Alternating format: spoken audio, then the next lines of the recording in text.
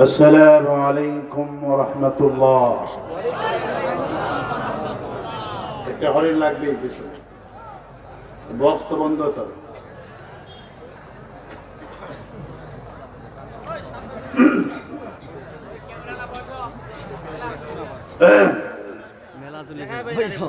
السلام عليكم ورحمة الله. نحمده ونستعينه ونستغفره ونعوذ بالله من شرور أنفسنا ومن سيئات أعمالنا.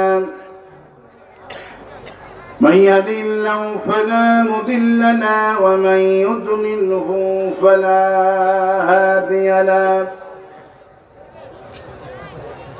ونشهد أن لا إله إلا الله وحده لا شريك له. ونشهد أن سيدنا وحبيبنا ومولانا محمدا عبده ورسوله الذي أرسله بالحق بشيرا ونذيرا وداعيا إلى الله بإذنه وسراجا منيرا. فقد قال الله تعالى في كلامه المجيد وفرقانه حميد.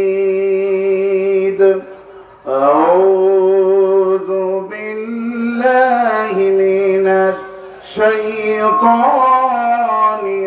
الرجيم. بسم الله الرحمن الرحيم. إن الله ملائكته يصلون على النبي يا أيها الذين آمنوا صلوا عليه وسلموا تسليما. اللهم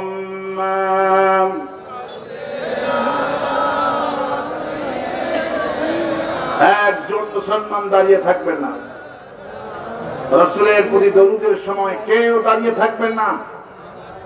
সমস্ত মুসলমান বসে দরুদ পড়ুন, কেউ দাঁড়িয়ে থাকবেন না। দাঁড়ানো ভাইরা সবাই বসেন। কোরআনের মাহফিল, কেউ দাঁড়িয়ে দরুদ পড়বেন না, সবাই বসেন আদবের সাথে। একজন মুসলমান দাঁড়িয়ে থাকবেন না। জোরে সোরে প্রাণ খুলে পড়েন আল্লাহুম্মা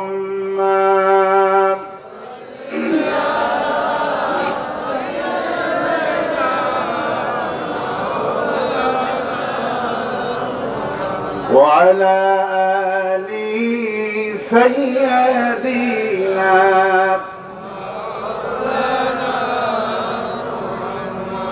بلغ العلا بكماله كشف الدجى بجماله. حسنت جميع خصاله صلوا عليه. اے تیری معراج تھی کہ تو لوحا قلم تک پہنچا اور میری مرض ہے کہ میں تیرے قدم تک پہنچا. بلغ العلا بكماله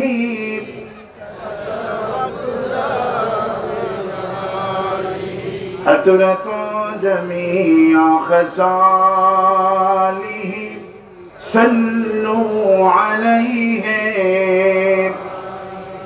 আরবের বুকে মক্কার পরে আমিনার যেতাই ঘর খোদার করুণা কৌসার হয়ে ঝরেছে বারংবার বালাগাল উলা বিকামালিহি حسنت جميع خصاله صلوا عليه اللهم آمين ربنا ظلمنا أنفسنا وإن لم تغفر لنا وترحمنا لنكونن من الخاسرين أي الله تعالى টেনশন মার্কেট বাজার বোর্ডিং সমিতি ও যুব সমাজ কর্তৃক আয়োজিত তাফসীর বাগান থেকে দরুদ সালাম পড়ে তোমার দরবারে ভিক্ষুকের মতো হাত তুলেছি। দরুদ সালাম যখন সোনার মদিনায় নবী পাকের রওজা মোবারকে পৌঁছায় দাও। এখানেই যে আমিন আমিন বলছে, এদের মধ্য থেকে আব্বা জান যারা হারালো, আম্মা জান যারা হারালো, আল্লাহ আব্বা আম্মার কবরগুলি জান্নাতের বাগান বানায়া দাও। এমন সময় তোমারই মজলুম কোরআনটা নিয়ে তোমার কাছে হাত তুলেছি, যখন গাজাতুল হিন্দের আমরা গন্ধ ঘ্রাণ পেতেছি। আল্লাহ আমাদের মুসলমানদেরকে পাখির মতো গুলি করে মারতেছে ভারতের জালিম মুশরিকের বাচ্চারা। আল্লাহ আমার শহীদ সাইফুল ইসলাম আলী ভাইকে হত্যা করলো। আল্লাহ গত পরশু দিনে আমাদের হাই কমিশন যে আছে ভারতীয় উগ্রবাদী হিন্দুরা সবগুলি ভেঙে তছনছ করে দিল। বর্ডারে সৈন্য রেডি করে রেখেছে যে কোন মুহূর্তে হামলা চালাবে। আল্লাহ তুমি ছাড়া আমাদের আর কেউ নাই। এক মুসলমান দেশে আক্রান্ত হলে আর এক মুসলমান সাহায্য করে, আমাদের চতুর্দিকে হিন্দু মুশরিক দিয়া ভরা। আল্লাহ গো তোমার সাহায্য ছাড়া আমরা কিছুতেই জয়লাভ করতে পারবো না মাবুদ। আল্লাহ তুমি আমাদের রব, আমরা তোমার গোলামি করি। আল্লাহ মুশরিকদের বিরুদ্ধে আমাদেরকে জয়ী হওয়ার তুমি তৌফিক দান করে দিও। হায় আল্লাহ বর্তমান তত্ত্বাবধায়ক সরকারকে হিম্মত দিও যাতে করে ভারতের মোকাবেলা করতে পারে। রব্বুল আলামিন এই মাহফিল আয়োজন যারা করলেন আর শোনার জন্য যারা কষ্ট করে জমায়েত হলো, কঠিন কিয়ামতের দিনে একটা সওয়াব দিতে যেই দিন কেউ রাজি হবে না, ওই কঠিন মাশারের দিনে আমাদের মাহফিল সকলের জন্য নাজাতের ওসিলা বানায় দাও আল্লাহ। ইয়া রব করম তু আগার করে ও বাত দে जुबा को जो दिल पर वासर करे। ربنا تقبل منا إنك أنت السميع العليم وتب علينا إنك أنت التواب الرحيم سبحان ربك رب العزة عما يصفون وسلام على المرسلين والحمد لله رب العالمين। একটু জিকির করেন লা ইলাহা ইল্লাল্লাহ। আরো দিতে হবে মাইকের জন্য আজকে দোয়া করব। আমার কানে জান লাগে গরিবাব কিমাব যা আছে লা ইলাহা ইল্লাল্লাহ লা ইলাহা لا إله لا إله إلا الله محمد رسول الله।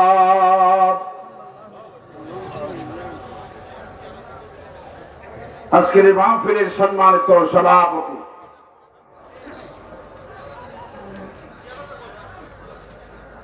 জনাব রবিউল ইসলাম রবি কবিরাজ আতাদাল্লাহু উমরাহু বারাকাল্লাহু ফি হায়াতি, সহ সভাপতি রবিউল ইসলাম, উপস্থাপনায় আবু সাইদ মাস্টার, আল্লাহ পাক সকলকে কোরআনের জন্য কবুল করুন। আর আসতে বলি আমি আজকের মাহফিলের প্রধান অতিথি জনাব সৈয়দ নূরি আলম, আল্লাহ পাক আমাদের সম্মানিত চেয়ারম্যান সাহেবকে কোরআনের জন্য কবুল করুন। আর আসতে বলি আমি, আর আসতে বলি আমি প্রাণ খুলে শুকর আদায় করছি যে মহান রব আমাদেরকে কোরআনে কারীম শোনার তৌফিক এনায়েত করেছেন।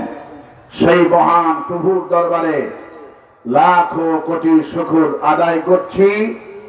সমস্ত শক্তি কণ্ঠের কাছে এনে জোরে সোরে চিৎকার করে পড়ছি আলহামদুলিল্লাহ। সবাই পড়ছি রব্বানা লাকাল হামদ হামদান কাসীরান তাইয়্যিবান মুবারাকান ফীহি ইয়া রাব্বি লাকাল হামদু কামা ইয়ানবাগি লিজালালি ওয়াজহিকা ওয়া আযীমি সুলতানিকা। আল্লাহুম্মা আতি নাফসি তাকওয়াহা আনতা ওয়ালিয়ুহা ওয়া মাওলাহা ওয়া খায়রা মান যাক্কাহা। লাখো কোটি দরুদ সালাম মানবতার মহান শিক্ষক সৈয়দুল মুরসালিন রাহমাতুল লিল আলামিন বিশ্ব নবী বিশ্ব নেতা জনাবে মুহাম্মদ রাসূলুল্লাহ সাল্লাল্লাহু আলাইহি সাল্লাম।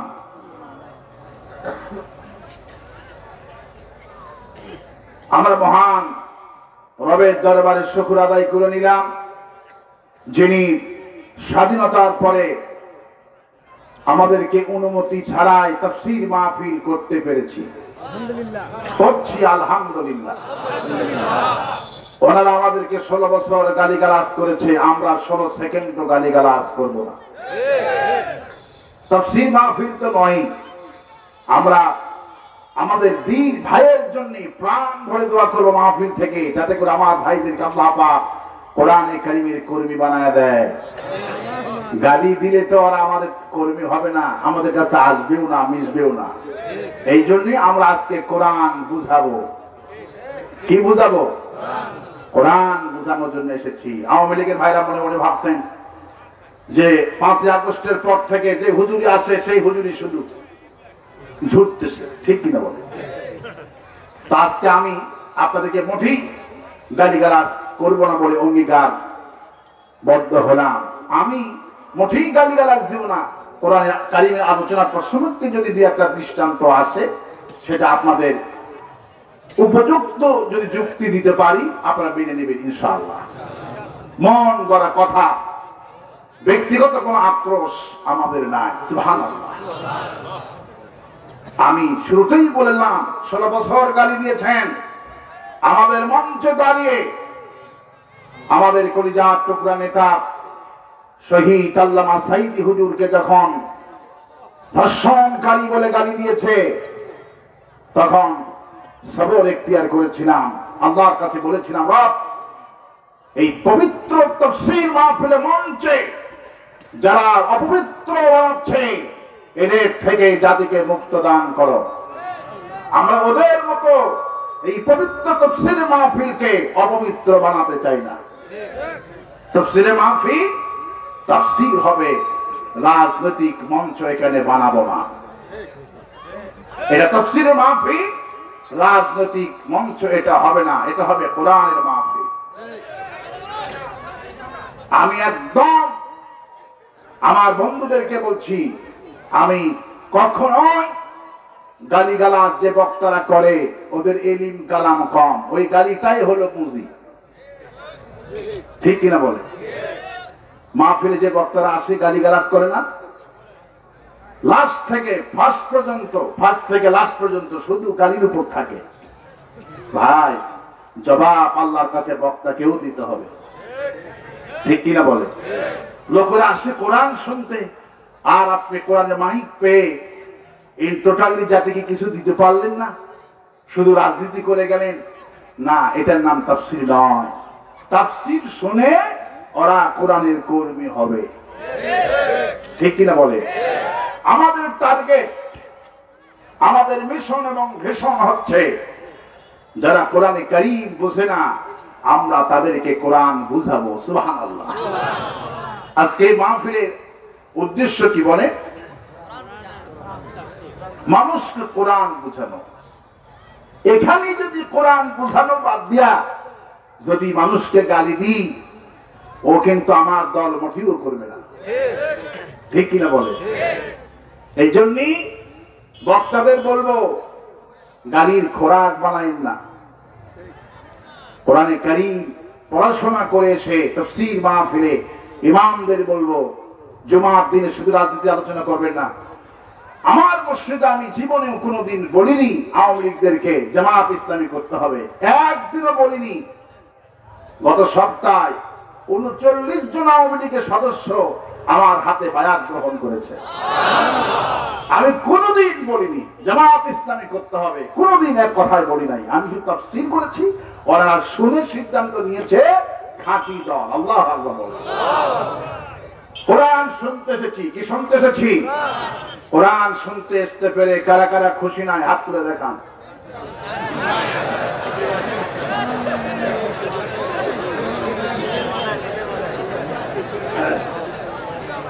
আপনারা আসলে খুশি নাই?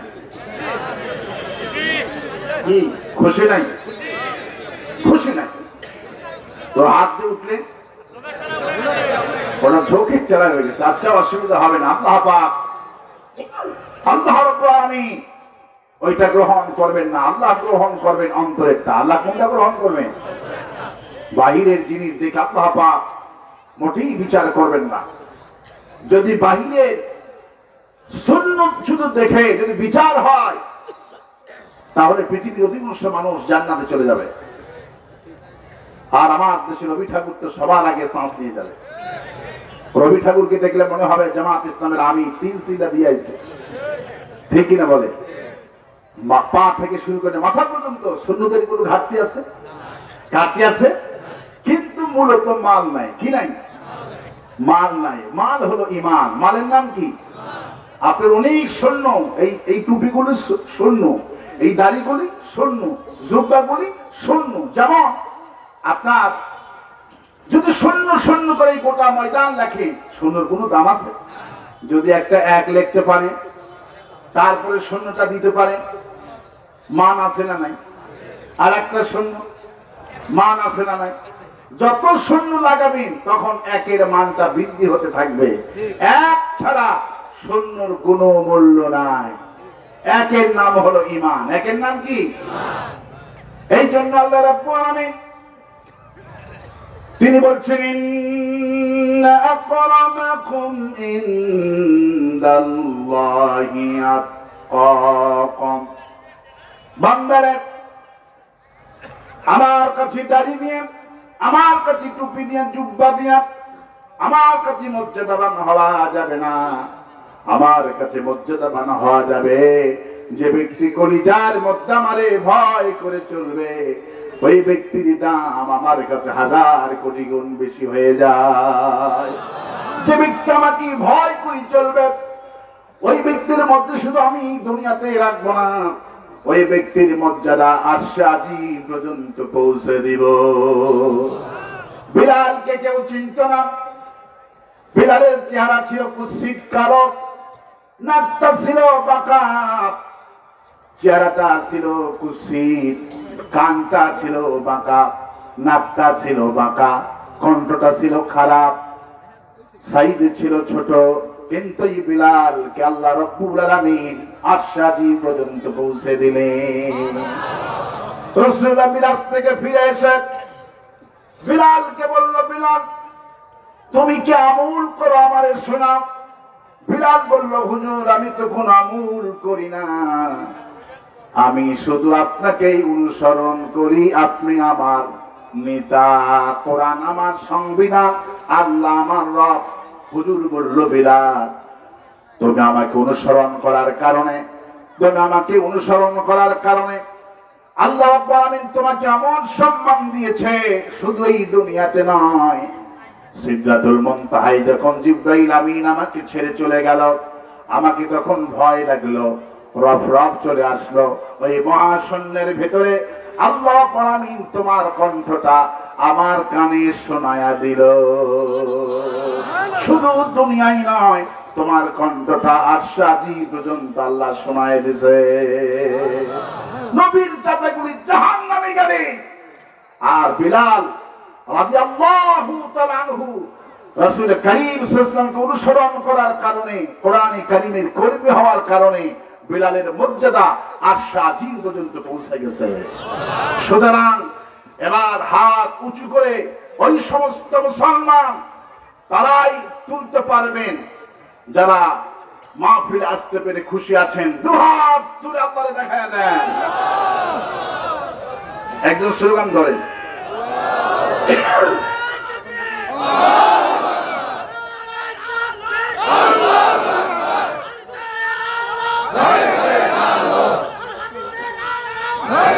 আল্লাহ রাব্বুল আলামিন হাতকে কবুল করুন বলে আমি, আর আসতে বলি আমি। আমরা আগে আলোচনা করেছেন পঞ্চগড়ের কৃতি সন্তান, আগামী পঞ্চগড়ের ভবিষ্যৎ আবু সাইদ অত্যন্ত সুন্দর আলোচনা করেছেন। আল্লাহ পাক আমার ছোট ভাইয়ের কণ্ঠের মধ্যে বারাকাত দিন, ইলমে বারাকাত দিন। যেই কথাগুলি বললে জাতি দেশ উপকার হয়, আল্লাহ পাক তার মধ্যে সেই যোগ্যতা পয়দা করে দিন। গোটা বিশ্বময় আল্লাহ পাক তাকে মঞ্জুর করুন। পঞ্চগড়কে যেন আল্লাহ পাক ভবিষ্যতে ইসলামের জন্য কবুল করে বলে আমি, আর আসতে বলি আমি। এই জায়গাটার নাম হলো টেনশন মার্কেট। কি মার্কেট? এই জায়গাটা নাম আজ থেকে আমি দিচ্ছি টেনশন মুক্ত মার্কেট। কি হবে? টেনশন মুক্ত মার্কেট। টেনশনটা ঠিকই থাকবে, কিন্তু রাখতে হবে টেনশন মুক্ত। টেনশন মুক্ত মার্কেট। এখানে আসলে কোনো টেনশনই থাকবে না। এটা আজ থেকে আমি নামকরণ করে দিলাম টেনশন মুক্ত মার্কেট। আল্লাহ পাক টেনশন মুক্ত মার্কেট হিসাবে কবুল করুন বলে আমি। কারণ এটা আমার কাছে খুবই খারাপ লাগতেছিল যে খামাখা টেনশন হবে কেন? টেনশন মুক্ত হতে হবে, ঠিক কিনা বলে? টেনশন টেনশন তো মানুষ মরে, টেনশনের ওষুধ খেতে হয়, এই জন্য টেনশন মুক্ত হতে হবে, ঠিক কিনা বলে? আপনারা কারা কারা আমার সঙ্গে একমত আছেন? হাত তুলে দেখান আজ থেকে। আল্লাহ কবুল করুন বলে আমি, আর আসতে বলি আমি, আর আসতে বলি আমি। কোরআন শুনলো সাহাবীদের মতো। কার মতো কোরআন শুনলো? সাহাবীদের মতো কোরআন শুনলো। ভাষার মতো মোটেই কোরআন শুনবো না, আর কানার মতো কোরআন শুনবো না, আর খোলার মতো কোরআনও পড়বো না। অর্থ, এক মসজিদের ইমাম হলো খোলা, আর কানা হলো মুসল্লি। কানাকে কানা হলো মুসল্লি, আর খোলা হলো ইমাম। তো কানা মসজিদে গিয়েছেন নামাজের জন্য, প্রথম নামাজে গিয়েছেন। প্রথম দিনই যে দেখে ইমাম সাহেব তেলাওয়াত করতেছে আলহামদুলিল্লাহি রাব্বি, তারপরে যখন এই জায়গাতে গেছে ইয়্যাকা না'বুদু ওয়া ইয়্যাকা নাস্তাইন, কানা নামাজ ছেড়ে দিয়ে সে বাহিরে বলে এই ইমামের পেছনে নামাজ হবে না। কয় কেন? কয় আমারে গালি দিছে। কি বলছে? কয় তুই কানা, তোর বাপ কানা। আচ্ছা বলি, এই কানা কি কোরআন শরীফ বুঝেছে? সূরা ফাতিহা কি বুঝেছে? না মন গড়া অর্থ করেছে? সে মন গড়া অর্থ করেছে। সভাপতি সাহেব কানাকে বলছে এই কানা মসজিদে আসো না কেন? কানা বলল চাচা, এই ইমাম যতদিন থাকবে মসজিদে আমি যাব না। ব্যাপার বললো এই বেটা মসজিদে গেলি আমারই গালি গালাজ করে। কি করে? আমারই গালি দেয়। সভাপতি বলে ঠিক আছে, তোমারে কেমনি গালি দেয় আমি দেখবো, তুমি মসজিদে আসে বলো। এবার কানা আবার মসজিদে গেছে, কিন্তু বলেন তো সূরা ফাতিহা ছাড়া কি নামাজ হবে? নামাজ হবে? যখন সূরা ফাতিহা আবার শুরু করেছে, যখন এই জায়গাতে গেছে ইয়্যাকা না'বুদু ওয়া ইয়্যাকা, কানা পিছন থেকে ডিসিশন নিয়েছে, আবার যদি দ্বিতীয় রাকাতে এই কথা বলে নামাজ তো পড়বই না, ওরে ধরে পিটাবো। আবার দ্বিতীয় রাকাতে আবার সূরা ফাতিহা পড়তে হবে। আবার যখন বলছেন ইয়াকা নাবুদু ওয়া ইয়াকা নাস্তাইন, অমনি নামাজ ছেড়ে দিয়ে খোড়া ইমামকে আচ্ছা মতো পিটায় আরো খোড়া বানায় দিয়েছে। মসজিদ কমিটি তো বিপদে পড়ে গেল যে কানার খোড়া যদি এরকম কিলাকিলি লাগে নামাজ তো কেউ পড়বে না। বড় একটা আলেম আনা হলো, আলেমকে এনে মীমাংসা বৈঠকে একটা বড় আলেম জিজ্ঞেস করছে কানাকে, এই কানা তুই মারলি কেন বল? কানা বলতেছে মারমুড়া কি করবো? আমাকে বলছে তুই কানা, তোর বাপ কানা। কি কইছে? ওয়াইয়া কানা বুদু ওয়াইয়া কানাস্তাইন। তখন আলেম সাহেব তাকে বুঝাচ্ছেন আসলে তোমাকে তো গালি দেয় না, উনি সূরা পড়ে। কি পড়ে? ইয়াকা নাবুদু ওয়া ইয়াকা নাস্তাইন, আমরা কেবলমাত্র তোমারই গোলামি করি আর তোমার কাছে সাহায্য চাই। তোমাকে গালায় না, এটা হলো এটার অর্থ। তুই কানা, তোর বাপ কানা, এইটার অর্থ এটা নয়। খোড়াকে জিজ্ঞেস করছে, খোড়া তুমি কি সত্যিই গালিগালাজ করেছ? খোড়া কোরআন পড়ে, খোড়া ও কোরআনের অর্থ বোঝে না। খোড়া বলতেছে আমার কি দোষ, আল্লাহ নিজেই কানাকে দেখতে পারে না। আচ্ছা বলি, ওই বেটা ইমাম কি বুঝেছে? ইমাম বুঝেছে? ইমামও কোরআন বুঝেনি। খোড়া বেটা ইমাম, সে কোরআন বুঝেনি। যে কানাটা কোরআন শুনতে আসলো ওই কানাটাও কোরআন বোঝে না। আজকে আমাদের সমাজে একই অবস্থা হয়েছে। যুগ যুগ ধরে কোরআনে কারিমের আলোচনা চলছে, বক্তা কোরআন বোঝে না, শ্রোতারাও কোরআন বোঝে না। আজকে আমরা কোরআন বুঝবো, কি করবো? কোরআন বুঝবো। নবী করিম সাল্লাল্লাহু আলাইহি ওয়াসাল্লামের জীবনে হাজার হাজার মুজিজা ছিল, শ্রেষ্ঠ মুজিজা তার নাম হলো কোরআন। তার নাম কি? তার নাম হলো কোরআনে কারিম। আল্লাহ পাক তার হাবিবকে বলছেন, নবীজি আমি আপনাকে এমন কোরআন দিয়েছি, কোরআন যখন নাজিল হলো তখন মক্কার কাফেররা বললেন এটা কেমন কোরআন, এটা কোরআনটা কেমন, যেটা পড়লে এটা কি হবে, লাভটা কি হবে? আল্লাহ পাক বললেন মা আনজালনা আলাইকাল কুরআনা লিতাশকা। হে নবী আমি আপনাকে এমন কোরআন দিয়েছি যে কোরআন শরীফ থেকে তেলাওয়াত করলে, আবৃত্তি করলে আপনার ঈমান বেড়ে যাবে। কোন সুবহানাল্লাহ। এই কোরআন তেলাওয়াত করলে আপনাকে কোরআন হতভাগা বানাবে না, কোরআন আপনাকে দরিদ্র বানাবে না, কোরআন আপনাকে দুর্ভোগ পাবে না। কোরআন যে ব্যক্তি পড়বে, তেলাওয়াত করবে, সে হবে বিশ্ব মাতবর। কোন সুবহানাল্লাহ। কোরআন দিয়ে যদি কেউ দেশটা চালায়, ফকির থেকে ওই দেশটাকে বিশাল ধনী বানায় দেবে। যেমন আফগানিস্তান হলো আমাদের একটা উদাহরণ। যে আফগানিস্তান লোকেরা খাবার পেত না 20টা বছর ধরে, 3 বছর কোরআন কারীম দিয়ে দেখুন দেশটা চালাচ্ছে। বারাকাতুম মিনাস সামাই ওয়াল আরদ। কোন দেশের মানুষ যদি কোরআন দিয়ে দেশ চালায়, সেই দেশের আকাশ আর জমিনের সব বরকতের দরজা আমি আল্লাহ খুলে দিব। সে আল্লাহ বলছেন, নবীজি আমি যে আপনাকে কোরআন দিয়েছি, এই কোরআনে কারীম শুধু তেলাওয়াত করলে হবে না। আফালা ইয়াতাদাব্বারুনাল কুরআনা আম আলা কুলুবিন আকফালুহা।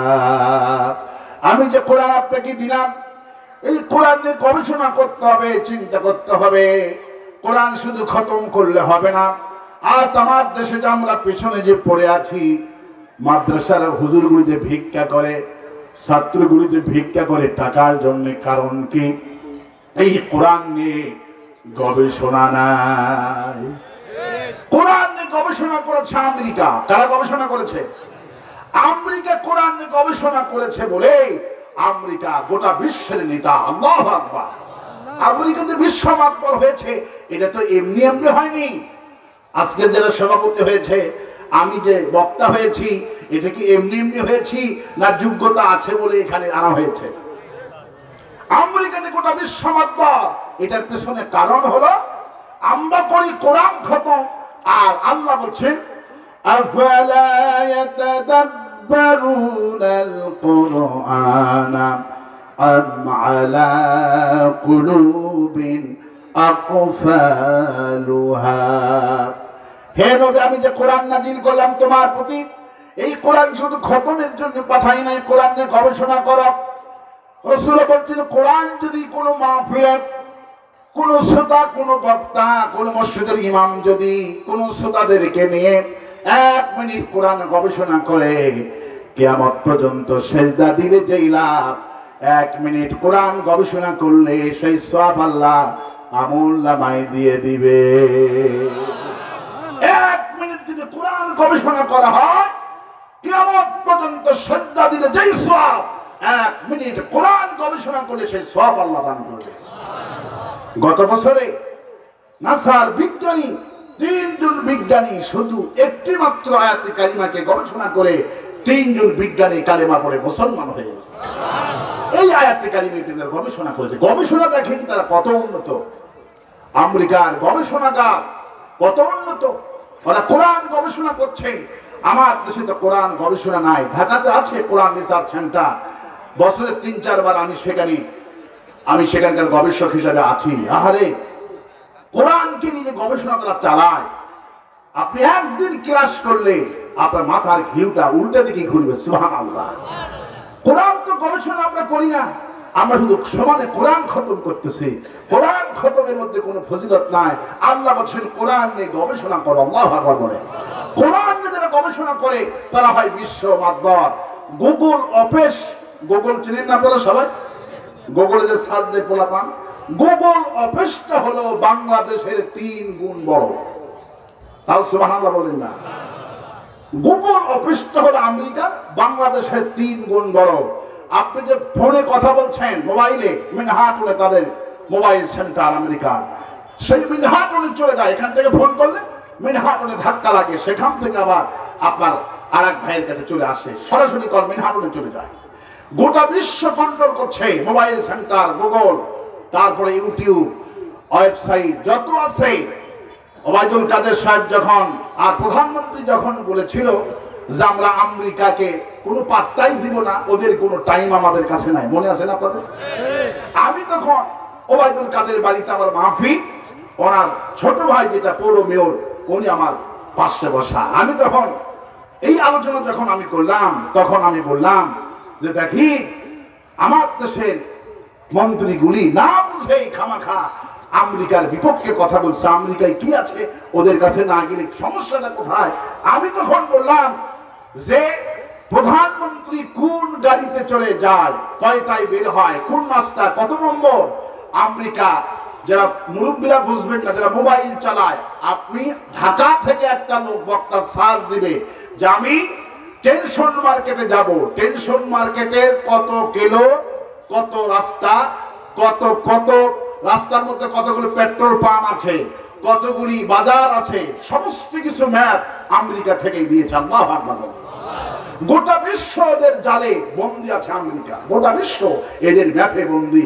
গ্রামের মফস্বল এলাকা রাস্তার লোকেশন পর্যন্ত গুগল দিচ্ছে। আল্লাহু আকবার। এটা কি আজিম কথা! এটা তো আপনি দিচ্ছেন না, ওরা ওয়াশিংটন থেকে, ওরা ম্যানহাটন থেকে কন্ট্রোল করছে, গোটা বিশ্ব কন্ট্রোল করছে। কোন রাজাবাদশাকে কথা না শুনলে ইচ্ছা মতো মিসাইল দিয়ে মেরে ফেলে দিবে। ঠিক মতো ওরা আস্তার রোড নম্বর, বাড়ির নম্বর, সব কিছু লোকেশন গোটা বিশ্বের হাতের মুঠে। আল্লাহু আকবার। ওরা কেন হয়েছে এটা? আল্লাহ পাক বলেন কোরআন গবেষণা করো। ওরা কোরআন গবেষণা করে গোটা বিশ্বকে কন্ট্রোল করছেন। হাদিস শরীফে এসেছেন, নবী করিম সাল্লাল্লাহু আলাইহি ওয়াসাল্লাম বলেন আল্লাহ পাক জ্ঞানের চাইতে আর এত মর্যাদাপূর্ণ জিনিস, দামি জিনিস কিছুই বানায় নাই। আর আল্লাহ পাক সেই জ্ঞান আমি মুহাম্মদ সাল্লাল্লাহু আলাইহি ওয়াসাল্লামকে আমাকেই দান করেছে। জ্ঞান আমাকে বেশি দান করেছে বলে আমি সৃষ্টির সেরা, জ্ঞানের চাইতে শ্রেষ্ঠ জিনিস আল্লাহ কিছুই তৈরি করেনি। জ্ঞান যাকে দিয়েছে তারাই হবে বিশ্ব মাতবর। আমেরিকার শুধু অস্ত্রের জন্য নয়, ওরা জ্ঞানের পণ্ডিত্য হয়েছে। কোরআন গবেষণা করে নাসার বিজ্ঞানী গত বছর 3 জন বিজ্ঞানী মুসলমান হয়েছে এই আয়াতে কারিমাকে গবেষণা করে। আমার সাথে সবাই পড়েন ওয়ালাকাদ আতাইনাকা সাবআন মিনাল মাসানি ওয়াল কুরআনাল আযীম। আল্লাহ পাক বলেন, হে নবী, আমি আপনাকে কোরআন দিয়েছি, সেই সঙ্গে পরিপূর্ণ 7টি আয়াতি কারিমা বিশিষ্ট আপনাকে আমি সূরা নাযিল করে দিয়েছি, সেটা হলো সূরাতুল ফাতিহা। সাবআন মিনাল মাসানি ওয়াল কুরআনাল আযীম। হে নবী, আমি আপনাকে কোরআনে কারীম তো দিয়েছি, সেই সঙ্গে সাবআন মিনাল মাসানি, আমি আপনাকে 7টা আয়াত বিশিষ্ট পরিপূর্ণ গঠিত একটা সূরা দিয়েছি। আপনি ইচ্ছা করলে যে কোনো সূরার মধ্যে অর্ধেক ভাঙাইতে পারেন, 3 আয়াত পরিমাণ পড়ে নামাজ পড়তে পারেন, কিন্তু সূরা ফাতিহা 3 আয়াত পড়ে নামাজ হবে না, পরিপূর্ণই পড়তে হবে। আল্লাহু আকবার বলেন। সূরা ফাতিহা 3 আয়াত পড়ে নামাজ হবে না, পরিপূর্ণই সূরা ফাতিহা 7 আয়াত পড়া ছাড়া নামাজ হবে না। কিন্তু আপনি কোরআনে কারীমের ভিতর থেকে যে কোনো সূরা 3 আয়াত পরিমাণ পড়লে নামাজ হবে, কিন্তু সূরাতুল ফাতিহা একমাত্র 3 আয়াত পড়লে নামাজ হবে না, 7 আয়াতই পড়তে হবে। সুবহানাল্লাহ। সাবআন মিনাল মাসানি, এটা আমি 7 আয়াত বিশিষ্ট সূরা আমি আপনাকে নাযিল করে দিয়েছি। গোটা কোরআনে যা দিয়েছি রাসূল সূরা ফাতিহার মধ্যে তাই দিয়েছে। সুবহানাল্লাহ। আমার পরিচিতি, আমি কার সন্তান, কার পেট থেকে এসেছি, আমার মা কেমন, মা যেমন, আপনি যখন গরু কিনতে যান তখন হাটে যখন জিজ্ঞেস করে যে আমি যে গরুটা নিলাম, এই গরুর মা কত কেজি দুধ দিত, তখন বলে এর মা দৈনিক 7 কেজি দুধ দিত। তখন বোঝে এর মা যখন 7 কেজি দুধ দিত, নিশ্চয় এ কম দেবে না। ঠিক কিনা বলে? তাহলে আল্লাহ পাক বলেন উম্মুল কুরআন, গোটা কোরআনের কেন্দ্রবিন্দু হলো সূরাতুল ফাতিহা। সুবহানাল্লাহ। গোটা কোরআনে যা আছে সূরাতুল ফাতিহায় তাই আছে। সাবআন মিনাল মাসানি ওয়াল কুরআনাল আযীম। হে রাসূল, আমি আপনাকে একটা মহান সূরা, মহান আয়াত, আমি 7টা বিশিষ্ট আয়াতে কারিমা আমি আপনাকে দান করেছি। সুবহানাল্লাহ। এই আয়াতে কারিমাকে নিয়ে বিজ্ঞানগুলি 19 বছর ধরে গবেষণা চালালো। কত বছর? 19 বছর ধরে গবেষণা চালানোর পর একটা পর্যায়ে তারা বিশ্বাসে পৌঁছে গেল এবং 3 জন হাফেজে কোরআনকে তারা আহ্বান করলো। আহ্বান করে তারা গ্লাসের মধ্যে করে পানি রাখলেন, আর হাফেজে কোরআনদেরকে বলছে, বাবা তোমরা এখানে সূরাতুল ফাতিহা পড়ে পানির মধ্যে ফু দিয়ে দিবে। 3 জন হাফেজে কোরআন সূরা ফাতিহা পড়ে যখন পানির মধ্যে ফু দিয়েছে, 3 জন বিজ্ঞানী অজ্ঞান হয়ে পড়ে গেছে, কোন হুঁশ তাদের নাই। তবে জ্ঞান যখন ফিরে আসলো, সাংবাদিক জিজ্ঞেস করলো, স্যার কিছুই বুঝতে পারলাম না, কেন বেহুঁশ হয়ে গেলেন, কারণটা কি? এবার বিজ্ঞানগুলি বলল, আমরা তো শুধু একটা আয়াতে কারিমা নিয়ে 19 বছর গবেষণা করেছি, কিন্তু আজ গবেষণার চূড়ান্ত পর্যায়ে আল্লাহ আমাদেরকে নিজের এই চোখে দেখায়া দিয়েছে। হাফেজে কোরআন যখন সূরাতুল ফাতিহা পড়ে পানির মধ্যে ফু দিয়েছে, আমরা দেখতে পারলাম আকাশ থেকে সোনালী রঙের কি যেন গিলাসের মধ্যে নাজিল হয়ে গেল, আর পানিটা রং সোনালী কালার হয়ে গেল। তখন বুঝতে পারলাম এই কোরআন মানুষের কোরআন নয়, এটার মালিক আল্লাহ রাব্বুল আলামিন। তখন আমরা সিদ্ধান্ত গ্রহণ করলাম, ওয়ালাকাদ আতাইনাকা সাবআন মিনাল মাসানি ওয়াল কুরআনাল আযীম। হে নবী, আমি তো আপনাকে কোরআন শরীফ দিয়েছি, তার মধ্যে সূরাতুল ফাতিহা দিয়েছি, এমন পরিপূর্ণ সূরা। কোন মানুষ যদি দুরাগ্য বেদিক 41 দিন সূরা ফাতিহা পড়ে পানির মধ্যে ফু দিয়ে দেয়, আল্লাহ পাক তার মহামারী থেকে রক্ষা দিয়ে দিবে। এমনকি সাহাবা আজমাইন সাপের কোবরাজি করতেন, সাপ কামড়ালে এই সূরাতুল ফাতিহা দিয়ে। সুবহানাল্লাহ বলেন। হাদিস শরীফে এসেছেন, আবু হুরায়রা বর্ণনা করছেন, আবু সাঈদ খুদরি রাদিয়াল্লাহু তাআলা আনহু জিহাদের ময়দান থেকে ফিরে এসে রাতের বেলা তাঁবু গেড়ে শুয়ে আছেন। হঠাৎ করে রাত 2টা-3টার সময় একটা মেয়ে এসেছে, এসে বলছেন আমাদের গ্রামের সবচেয়ে ধনী ব্যক্তিকে সাপে কামড় মেরেছে। কি কামড় মেরেছে? সাপে কামড় মেরেছে। রাসূল সাল্লাল্লাহু আলাইহি ওয়াসাল্লাম বলছেন সাপ দেখলেই মারো, কেবলমাত্র যে সাপগুলি আমার ঘরে থাকবে এইগুলি সাপ বিষধর হলেও মারিও না। সুবহানাল্লাহ। বুখারী শরীফে এসেছেন নবী করিম সাল্লাল্লাহু আলাইহি ওয়াসাল্লাম যখন সাপ বাড়ালো মরুভূমিতে মদিনায়, তখন রাসূল বলছেন সাপ দেখলে তোমরা মেরে ফেলো, কিন্তু যারা আমার ঘরে যেই সমস্ত সাপ বসবাস করে এদেরকে মারিও না, এরা আমাকে কামড় দেবে না, এদের সাথে আমার কথা হয়। সুবহানাল্লাহ, আল্লাহু আকবার বলেন। তিনি সাপেরও নবী, আল্লাহু আকবার বলেন। একবার আবু হুরায়রা বলছেন রাসূলের ঘরে সাপকে যখন মারা হলো, রাসূল নিষেধ করেছেন খবরদার আমার ঘরে যে সাপ বসবাস করবে, আমার ঘরে বসবাসকারী সাপকে মারতে নিষেধ থাকলো, কেউ মারবা না, বিষধর হলে কাউকে কামড়াবে না, এগুলি আমারে ভালোবাসে। সুবহানাল্লাহ। আমার ভাইয়েরা, আবু সাঈদ খুদরি বললেন রাতের বেলা যখন একটা মেয়ে যখন এসে চিল্লাচ্ছে তাঁবুর কাছে, আমাদের গ্রামের অমুক নেতা ধনাঢ্য ব্যক্তিকে সাপে কামড় মেরেছে, এখানে কোন কবিরাজ আছেন যে ঝাড় ফুঁক দিতে পারে? তখন সাহাবীরা রেগে গেলেন, এখানে কোনো কবিরাজ নাই, এখানে যোদ্ধা আছে। কি আছে? যোদ্ধা। আমাদের কাছে তরবারি আছে, যদি লাগে আমরা যাচ্ছি যুদ্ধ করতে, কিন্তু কবিরাজ টবিরাজ নাই।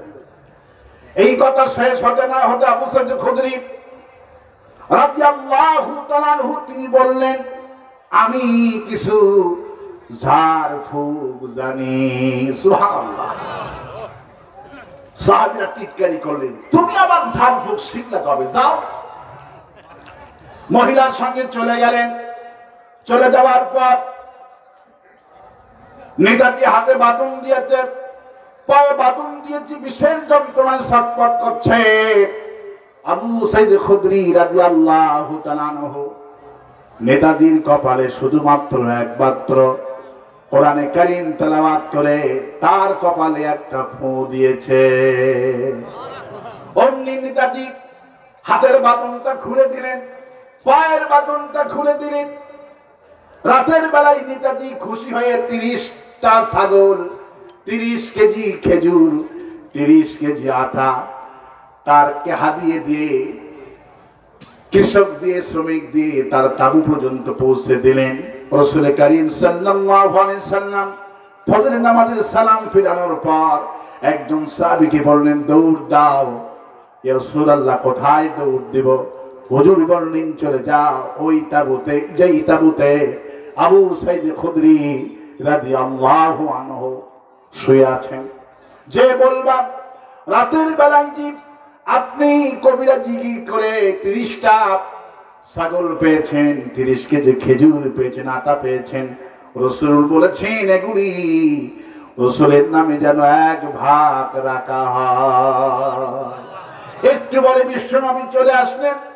এসে আবু সাঈদ খুদরি রাদিয়াল্লাহু তাআলা আনহুকে কাছে নিয়ে নবীজি বললেন, আবু সাঈদ খুদরি তুমি কবিরাজ তো ভালোই হয়েছো, এতগুলি কবিরাজি পাইলা কিভাবে, এতগুলি হাদিয়া?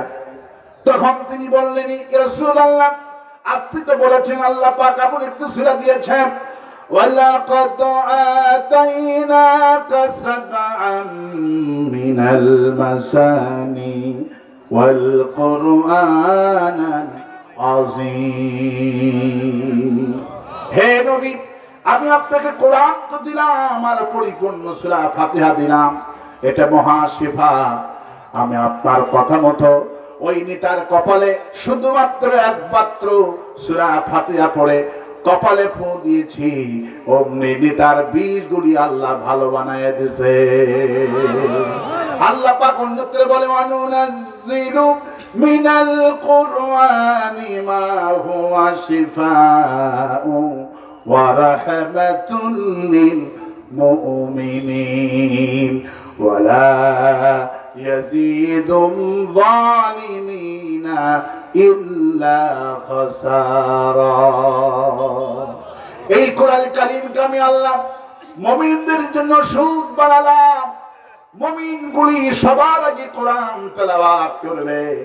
রাতের বেলায় বিশ্বনবী ইসলাম প্রতিদিন আয়েশাকে বলতো, আয়েশা নাস আর ফালাক পড়ে তোমার হাত দিয়া আমার গায়ে মাসুহ করে দাও। নবীজি বলছেন যে প্রতিদিন রাতের বেলায় যদি কোনো মানুষ তিনটা কুল পড়ে শরীরটা ফু দিয়ে দেয়, কোন দুষ্ট জিন আর কোন জাদুঘরের জাদুটা ওই শরীরে আর ঢুকবে না। শরীরটা আল্লাহ পাক বলক করে দিয়েছে। আল্লাহু আকবার, বলক করে দিয়েছে। এখানে ফেসবুক কারা কারা চালায় দেখি? ফেসবুক এই মাহফিলে ফেসবুক কারা কারা চালায়? ফেসবুক আইডি হাত তুলো না। মানে ফেসবুক কিন্তু ব্লক অপশন আছে না?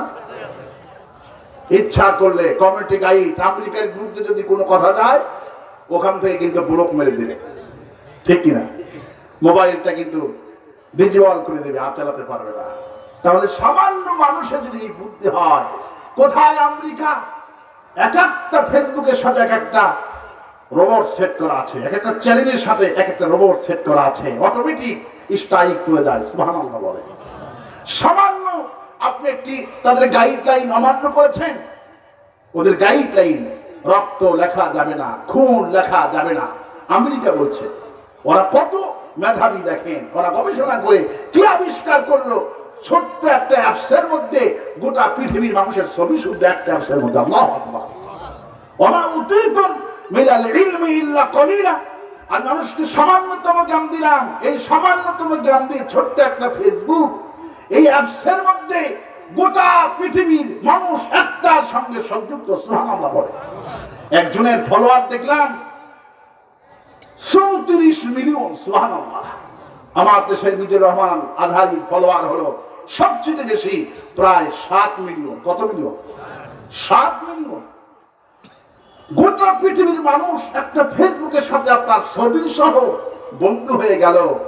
আপনি ইচ্ছা করলে ব্লক মারতে পারবেন। আল্লাহ পাক বলেন ব্লকের অপশন যদি মানুষ দিতে পারে, আর আমার কোরআনে কারীম যখন পড়ে কোনো মানুষ ফু দিয়ে দিবে, আমি আল্লাহ এমন দিয়েছি, এমন পাওয়ার দিয়েছি, আমার কেউ যদি জাদু মারে শরীরটা ব্লক করে দিলাম, আর কেউ জাদু ঢুকাইতে পারবে না। সুবহানাল্লাহ। এটা আল্লাহ পাকের কথা। কার কথা বলে? আল্লাহ পাকের কথা। এটা হলো সাফা, মহা সাফা। আগে হুজুরদের কাছে যাবেন না। নবী করিম সাল্লাল্লাহু আলাইহি সাল্লাম আব্দুল্লাহ ইবনে আব্বাস রাদিয়াল্লাহু তাআলা তিনি বললেন, বিশ্বনবী আমাকে নিয়ে জিনদের কনফারেন্স রুমে গেল। আল্লাহু আকবার। আব্দুল্লাহ ইবনে আব্বাস রাদিয়াল্লাহু আনহু বললেন, আমাকে নিয়ে বিশ্বনবী জিনদের সাথে মিটিং করবে।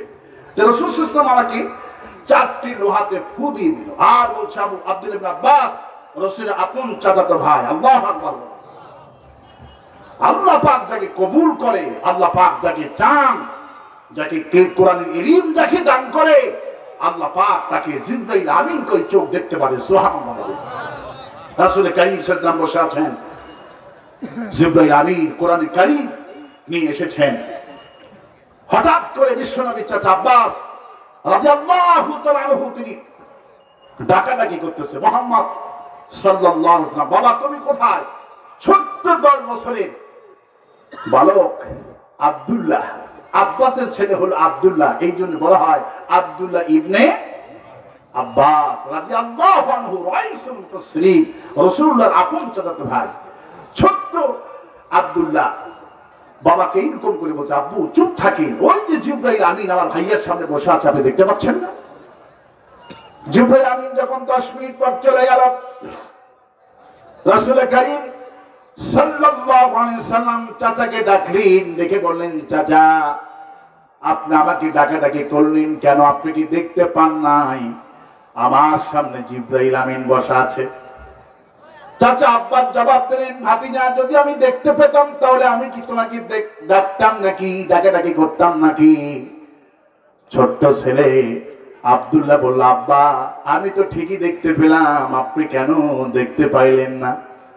বিশ্বনবী সাল্লাল্লাহু আলাইহি সাল্লাম ছোট্ট আপন চাচাতো ভাই আব্দুল্লাহকে জড়িয়ে ধরে বুকের সাথে একটা চাপ দিয়ে বলল, আল্লাহুম্মা আল্লিমুহুল কিতাব। হে আল্লাহ, আমি তোমার কাছে দোয়া করছি, আমার চাচাতো ভাই আব্দুল্লাহর ইলম তুমি বাড়ায়া দাও। এরকম মাইক হলে চলবে? হ্যাঁ, মাহফিল কমিটি কোথায়? এরকমের মাইক একটু কথা বলা বিপদ। আমি মাইকের ব্যাপারে স্পেশালি আগেই বলেছি মাহফিল কমিটিকে যে মাইকটা একটু ভালো রাখার চেষ্টা করবে, কিন্তু এত নরমাল মাইক নিয়ে এসেছে যে রাস্তার লই বই বিক্রি করে না, ওই লই এলাকার সাউন্ডটা কিন্তু অনেক বেশি, ঠিক কিনা বলে? এই হাজার হাজার মানুষের একটা মাইক হলো এটা, এখানে কি পরিমাণ দিতে হবে তুমি তো বুঝো। কই এখানে তুমি তোমার মতো আছো, কিন্তু জনগণ আর আমি আমার মতো নাই, ঠিক কিনা বলে? তুমি বলতেছো আবার 1 নাম্বার, কিন্তু আমাদের কাছে নাম্বারই নাই, ঠিক কিনা বলে? এ মাইকে কোনো নাম্বার দেবেন আপনারা? কত নাম্বার? কোনো নাম্বারই নাই। আমি আপনার এই তো গত নভেম্বরে মনে হয় কয় তারিখে মাহফিল করে গেলাম, আরে কি সুন্দর মাইক। যাক, শেষ ভালো যার সব ভালো তার। তুমি আল্লাহর কাছে সাহায্য চাও, ওয়াদা দাও এই মাইক গানে ভাড়া দেবা না। এই মাইকের মালিককে হাত করে, মাইকের মালিককে, আচ্ছা ওটা মালিক, ওয়াদা দাও তোমার মাইকের আমি দোয়া করে দেব, গানে ভাড়া দিবা না। রাজি আছো? ওয়াদা দাও যে এই মাইক গানে ভাড়া দিব না। ইনশাআল্লাহ, ইনশাআল্লাহ ওয়াদা দিছে। রাসূল করিম সাল্লাল্লাহু আলাইহি ওয়াসাল্লাম বলেন যে মাইকে, যে মঞ্চে কোরআন শরীফ তেলাওয়াত হবে সেই মঞ্চে গীতা পাঠ করা হারাম, গান বাজনা করা হারাম। শুধু আরেকটা কথা বলি, শুধু গান বাজনাই নয়, যেই দল আলেমদের গালিগালাজ করবে এই দলকেও মাইক ভাড়া দেওয়া হারাম, এমন দলকেও মাইক ভাড়া দিবা না। আমি আজকে তোমার মাইকের জন্য দোয়া করব, আল্লাহর শক্তি দেখো, তোমার মাইক জিরো থেকে হিরো হয়ে যাবে। আলহামদুলিল্লাহ বলে। কোরআন, কোরআন উমর ছিল জিরো, সেই উমরকে আল্লাহ পাক লা নবিয়্যা বাদি ওয়া রাসূলা, আমার পর যদি কেউ নবী হতো, রাসূল হতো, লাকানা উমর, আল্লাহ উমরকে বিশ্বনবী বানায় দিতে। উমর ছিল জিরো, সেই উমরকে কোথায় নিয়ে গেলে? قال رسول الله صلى الله عليه وسلم ان الله يرفع بهذا الكتاب। রাসূলুল্লাহ বললেন একটা দলের পতন হয় মূল কারণ হলো কোরআন, আর একটা দলের সুনাম সম্মান বাড়ে এর মূল কারণ হলো কোরআন। একটা লোকের সম্মান বাড়ে কোরআনের জন্য, সাইদি হুজুর এই দেশের মানুষের কেউ না, অথচ সাইদি সাহেব যেদিন মারা গেলেন রাসূলের হাদিস ইন্নাল্লাহা ইয়ারফাউ বিহাদাল কিতাব। একটা দলের সম্মান হয়, একটা দলের অধঃপতন হয়, আর একটা দলের সুনাম হয়। একটা ব্যক্তির সম্মান হয়, একটা ব্যক্তির ডাকে হাজার হাজার মানুষ আসে, তিনি মরে গেলে মানুষ কান্দে, একটা মাত্র কারণ এই কোরআন শরীফ। সাইদি সাহেবের জন্য বাংলাদেশি 5 জন ব্যক্তি বেহুশ হয়ে পড়ে আছে। আমি একজনকে দেখলাম চুয়াডাঙ্গায় মাহফিলের দিন, তার ছেলে আমাকে নিয়ে গেল, তার আব্বা বেহুশ হয়ে আছে, এখনো কোনো হুঁশ নাই। সাইদি সাহেব যেদিন মারা গেলেন তার আব্বা এই কথাটা শুনে সহ্য করতে পারেনি, বলল গতকালকেই দেখলাম কি সুন্দর হাসি দিল, নিশ্চয় তাকে হত্যা করেছে। এই টেনশনে তার আব্বা হার্ট অ্যাটাক প্রথমে করলো, তারপরে ব্রেন স্ট্রোক করেছে। আমার ভাইয়েরা, আমি চিন্তা করলাম ওই লোকটার মা মারা গেছে, ব্রেন স্ট্রোক করেনি, ওই লোকটার বাবা মারা গেছে, ব্রেন স্ট্রোক করেনি, ভাই মারা গেছে, ব্রেন স্ট্রোক করেনি, কিন্তু আল্লাহ পাকের একজন ওলি মারা গেছে, ওই টেনশন করে তার ব্রেনটা শর্ট হয়ে গেছে। ইন্নাল্লাহা ইয়ারফাউ বিহাদাল কিতাব। একটা দলের পতন এর মূল কারণ হলো কোরআন, আর একটা দলের সুনাম সুখ্যাতি, আর একটা লোককে ভালোবাসে, ওরা মরে গেলে সবাই লেখে ফেসবুকে আলহামদুলিল্লাহ। ঠিক কিনা বলে?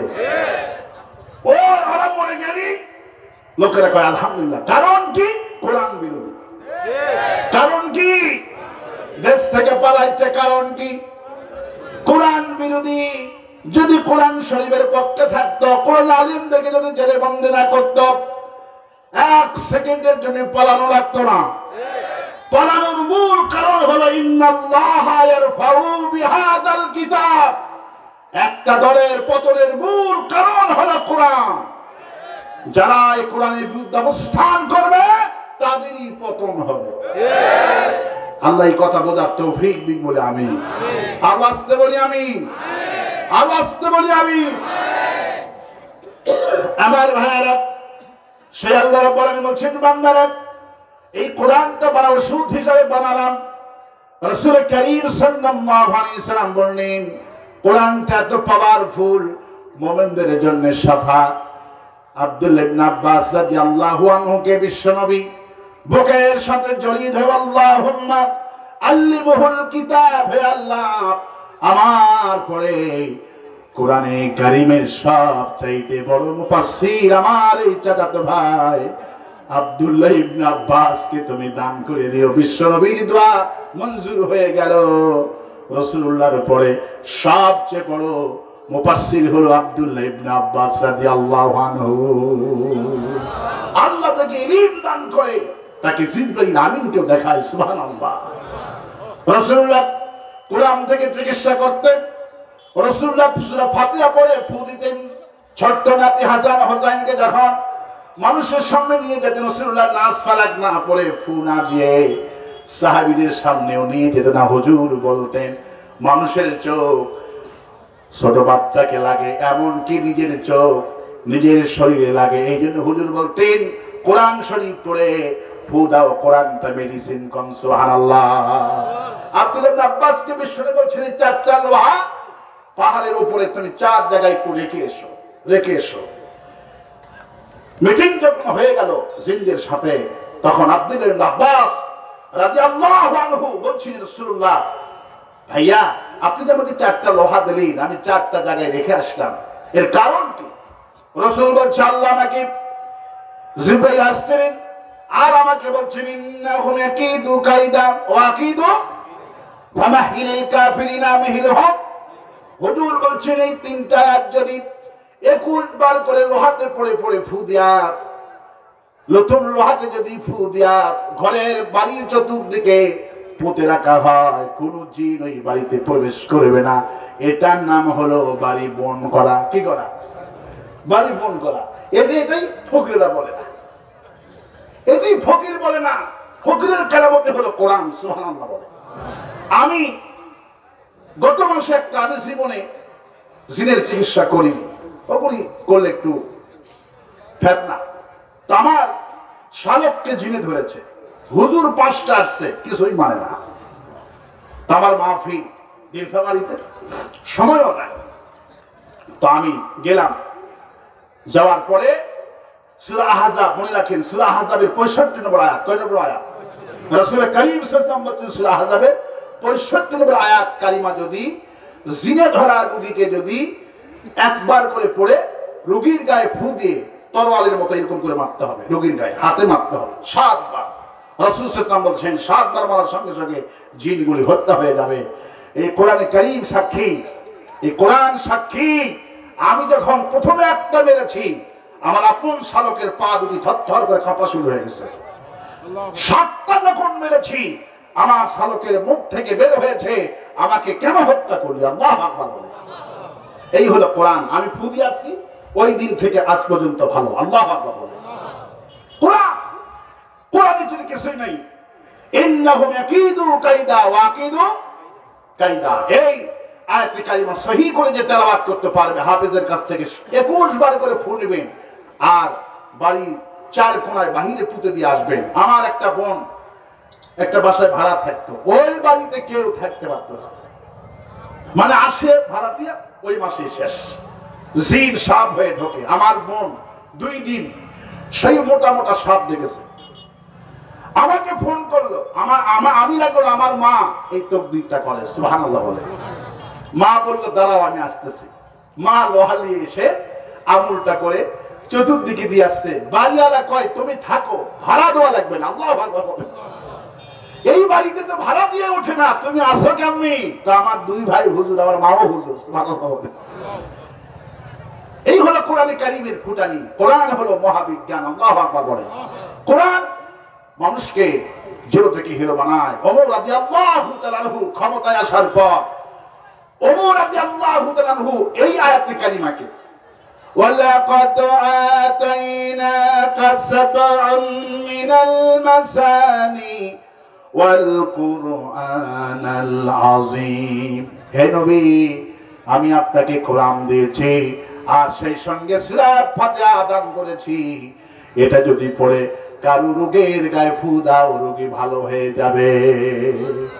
ওমর রাদিয়াল্লাহু তাআলা ক্ষমতায় আসার পরে ওমর গোটা হাসপাতালগুলিতে ওমর কোরআনে কারীমের সূরা ফাতিহা পড়ে পানির বোতলের মধ্যে করে ফু দিয়া গোটা হাসপাতালগুলিতে সাপ্লাই দিয়ে দিল। গোটা হাসপাতালগুলিতে ওষুধ নাই, শুধু ওমর রাদিয়াল্লাহু আনহুর ফু। সুবহানাল্লাহ। লোকেরা ওমরের পানি পড়া নিয়ে যায়, ডাক্তারগুলি বলে ওষুধ নাই, ওমরের ফু আছে, নিবা নাকি? কয় না। প্রথম দুই একজন নিয়ে গেছে, ওষুধ নাই, ওমরের ফু। কিসের ফু? কয় সূরা ফাতিহার ফু। সুবহানাল্লাহ।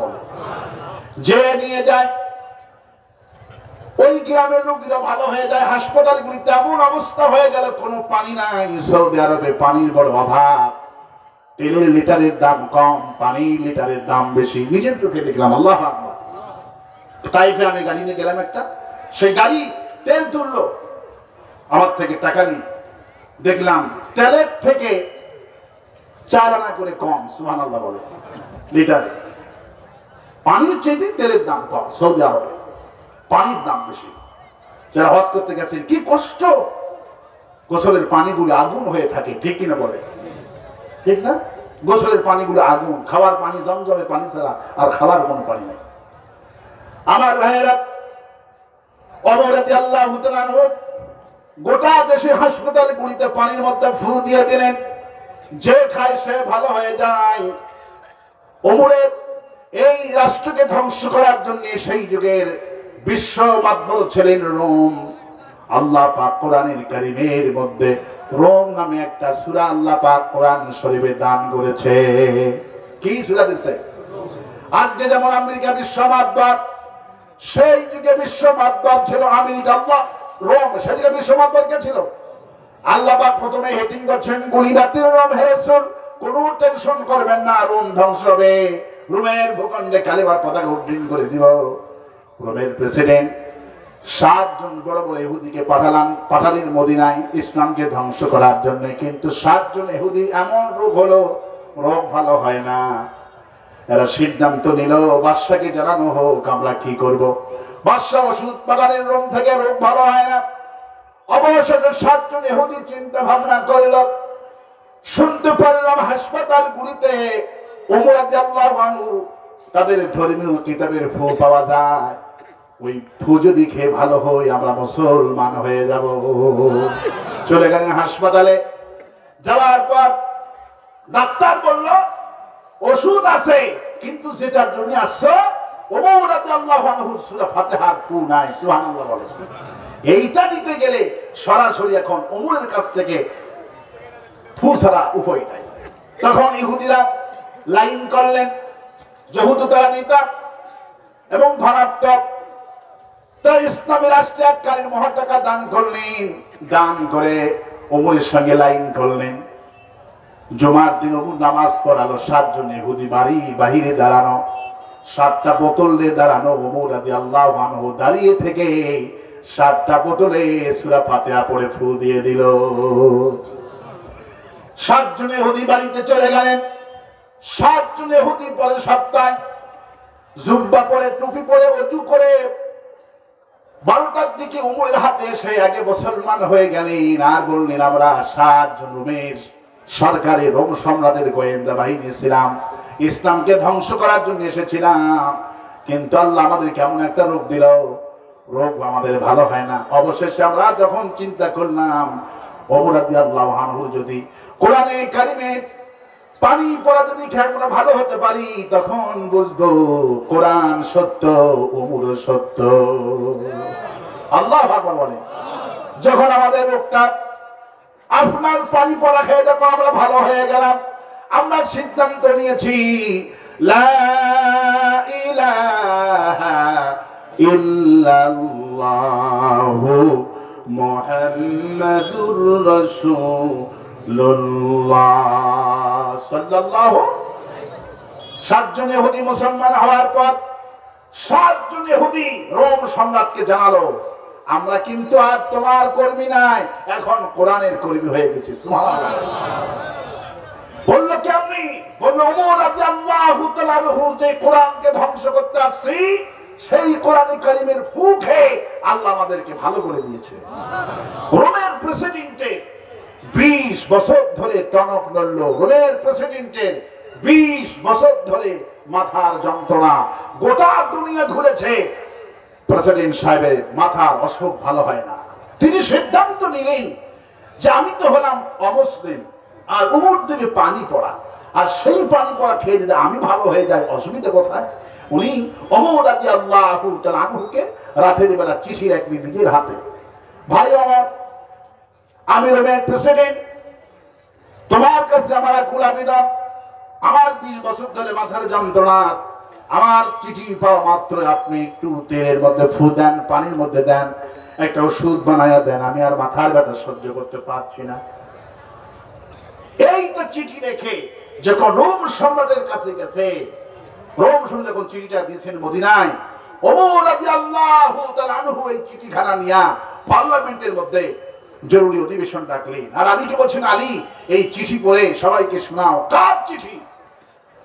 ওমর রাদিয়াল্লাহু আনহু তখন আলীকে বললেন, পড়ে শোনাও কার চিঠি এটা। তখন সত্যি সত্যি রোমের বাদশা লিখেছেন। ওমর তখন বলল, এই সম্মান তো আমার নয়, এই সম্মান কোরআনের আল্লাহ পাক বলছেন, কাফ ওয়াল কুরআনিল মাজিদ। হে নবী, আমি এমন সম্মর্যাদাপূর্ণ কোরআনে কসম করছি, এই কোরআন হলো মর্যাদাপূর্ণ কোরআন, যে পড়ে তার দাম বেড়ে যায়। যতই রাজাকার বলুক, যতই আমাদেরকে মৌলবাদী বলুক, বিপদে পড়লে আমাদের কাছে দোয়া চায়। ঠিক কিনা বলে? মমতাজের গান হয়েছে, হয়নি? 16 বছর তো শুধু আমরা জ্বালাইছি, আমাদের মাহফিলের জন্য অনুমতি রাখতো, আর ওদের গান বাজনার জন্য অনুমতি রাখতো না। মমতাজের গান হইতো, গুণাগার বিবির গান, কত গান, শুধু গান হইতো। মমতাজের গান হতো, কনসার্ট হতো। মমতাজের গান শুনে পৃথিবীর কোন, এই দেশের কোন মন্ত্রী, এমপি অথবা কোন চেয়ারম্যান সাহেব বলছে, মমতাজ তোমার গান আমার কাছে এতটাই ভালো লেগেছে যে আমি পাগল হয়ে গেছি, আমার আব্বা মারা গেছে 2 বছর হয়ে গেল, 50,000 টাকা দান করলাম, আর একটা গান মাইরা আমার আব্বার জন্য দোয়া কর। কয় কেউ? কয় কেউ? কোন রিস্কাওয়ালা কি গানে 10 টাকা দান করবে নাকি? যে আমার আব্বা মারা গেছে, গরিব মানুষ, বেশি টাকা দিতে পারলাম না, 10 টাকা দান করলাম, আব্বা মারা গেছে দোয়া করো। কারণ রিস্কাওয়ালা জানে, মন্ত্রী সাহেব জানে, এমপি সাহেব জানে, চেয়ারম্যান সাহেব জানে, আর গানের গলাটা যত সুন্দর হোক না কেন, ওই বাটপারের দোয়া পাপের কবরে যাবে না। আমাদেরকে রাজাকার বলে, মৌলবাদ বলে গালি দেয়। তারপরে যখন তারা বিপদে পড়েছিল, তখন যারা বিপদে পড়েছিল, বিপদে পড়লে মসজিদে মন্ত্রী সাহেবের চিঠি, এমপি সাহেবের চিঠি, হুজুরকে বলবেন বিপদে পড়েছি, হুজুর যেন দোয়া করে। 4,75,000 মসজিদ, এইগুলি মসজিদের মধ্যে ও 4 লাখ হলো ইমাম, হলো জামাত ইসলামের কর্মী। সুবহানাল্লাহ। 4,75,000 মসজিদের মধ্যে কমসে কম 4 লাখ মসজিদের ইমাম মসজিদ সমর্থন হলো জামাত ইসলাম। ঠিক কিনা বলে? মন্ত্রী সাহেব জানে, চেয়ারম্যান সাহেব জানে, এই এলাকায় যতই আমি কিছু দিতে চাই, এদের ভোট আমার বাসকে আসবে না। ঠিক কিনা বলে? ওরা কিন্তু মন্ত্রী ঠিকই জানে ইমাম জামাত ইসলামী করে, জানে না? ইমাম জামাত ইসলামী করে, কিন্তু ওরা অন্তর থেকে বিশ্বাস করে দোয়া যদি কবুল হয়, আমি একটা কথা আপনাদেরকে বোঝানোর জন্য এসেছি, ওরা আমাদেরকে ক্ষমতার জন্য ওরা অন্যটা রাজনীতি করে, কিন্তু অন্তর থেকে আমাদেরকে বিশ্বাস করে।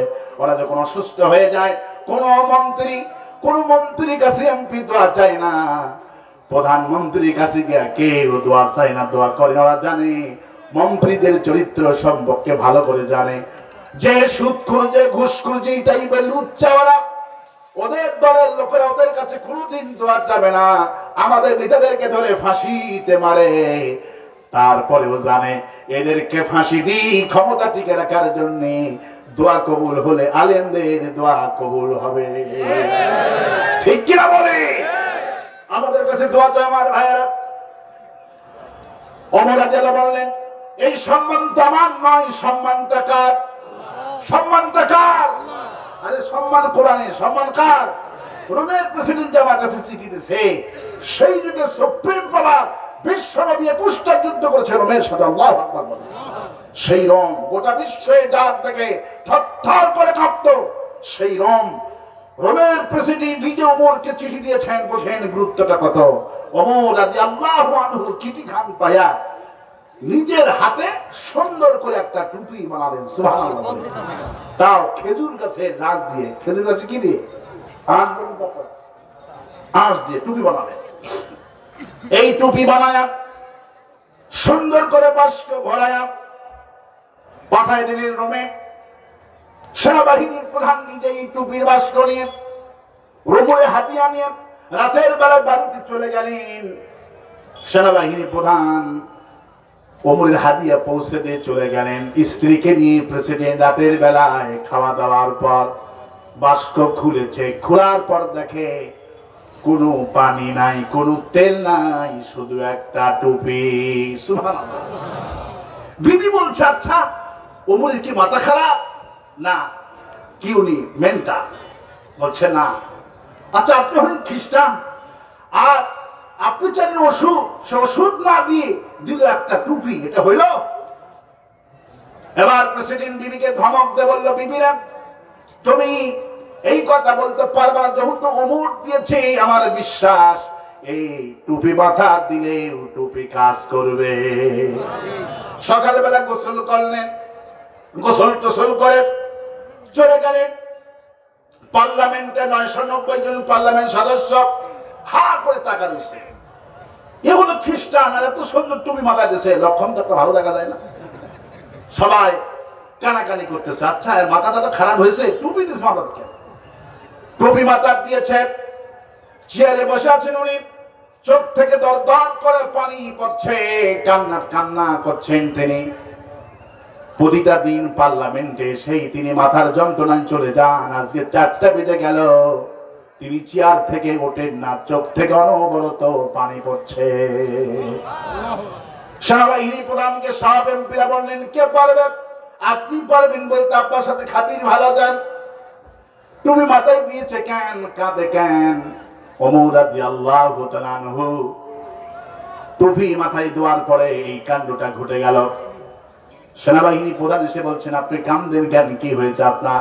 বলল, আমি ইচ্ছা করে কাঁদি না, আমার মাথার ব্যথা 20 বছর হয়ে গেল, সবাই তোমরা জানো। সারা দুনিয়ার ডাক্তার দেখালাম, অসুখ ভালো হয় না। আমি যে গোয়েন্দা বাহিনী পাঠিয়ে দিয়েছিলাম মদিনায় ইসলামটাকে ধ্বংস করার জন্য, এই গোয়েন্দা বাহিনীর 7 জন প্রধান একটা রোগ হয়ে গেল, ওদের রোগটা ভালো হয় না, আমাকে জানালো, আমি ওষুধ দিলাম, ওষুধেও ভালো হয় না। অবশেষে তারা ওমর রাদিয়াল্লাহু আনহুর সূরা ফাতিহার ফু খায়া 7 জন গোয়েন্দা বাহিনীর প্রধানের অসুখ ভালো হইয়া ওরা কালেমা পড়ে মুসলমান হয়ে গেছে। আমিও চিন্তা করলাম, যেহেতু এটা পানি পড়া খেলে কি হবে, আমি চাইলাম পানি, আর ওমর আমাকে পাঠাইলো টুপি। আর সেই টুপি যখন থেকে মাথায় দিয়েছি, 1 সেকেন্ডের জন্য মাথার যন্ত্রণা ওঠে নাই। 1 সেকেন্ডের জন্য মাথার যন্ত্রণা ওঠে নাই। আমার ভাইরা, তখন তিনি এই কথা শোনার পর সেনাবাহিনী প্রধান অবাক হয়ে বললেন, কি কথা? টুপিরা তো পাওয়ার নাকি? বলে হ্যাঁ। বললে টুপি মাথা দেওয়ার সঙ্গে সঙ্গে চোখ থেকে পানি ঝরে। সেনাবাহিনী প্রধান সবার সামনে 990 জন পার্লামেন্ট সদস্যের সামনে সেনাবাহিনীর প্রধান টুপিটুকু নিয়ে যখন মাথায় লাগালেন, 3 সেকেন্ড গেল না, অটোমেটিক চোখের কোণা থেকে পানি পড়ে। যত গায়ে অসুখ ছিলেন, শরীর যত অসুস্থ ছিলেন, মাথার যন্ত্রণা ছিলেন, মুহূর্তের মধ্যে সব অসুখ আল্লাহ দূর করে দিলেন।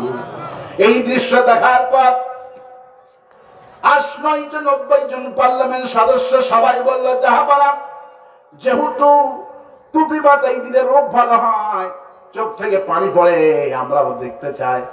রাত যত হয়ে যাবে, আমরাও সবাই 1 মিনিট 2 মিনিট করে এই টুপি মাথায় দিব।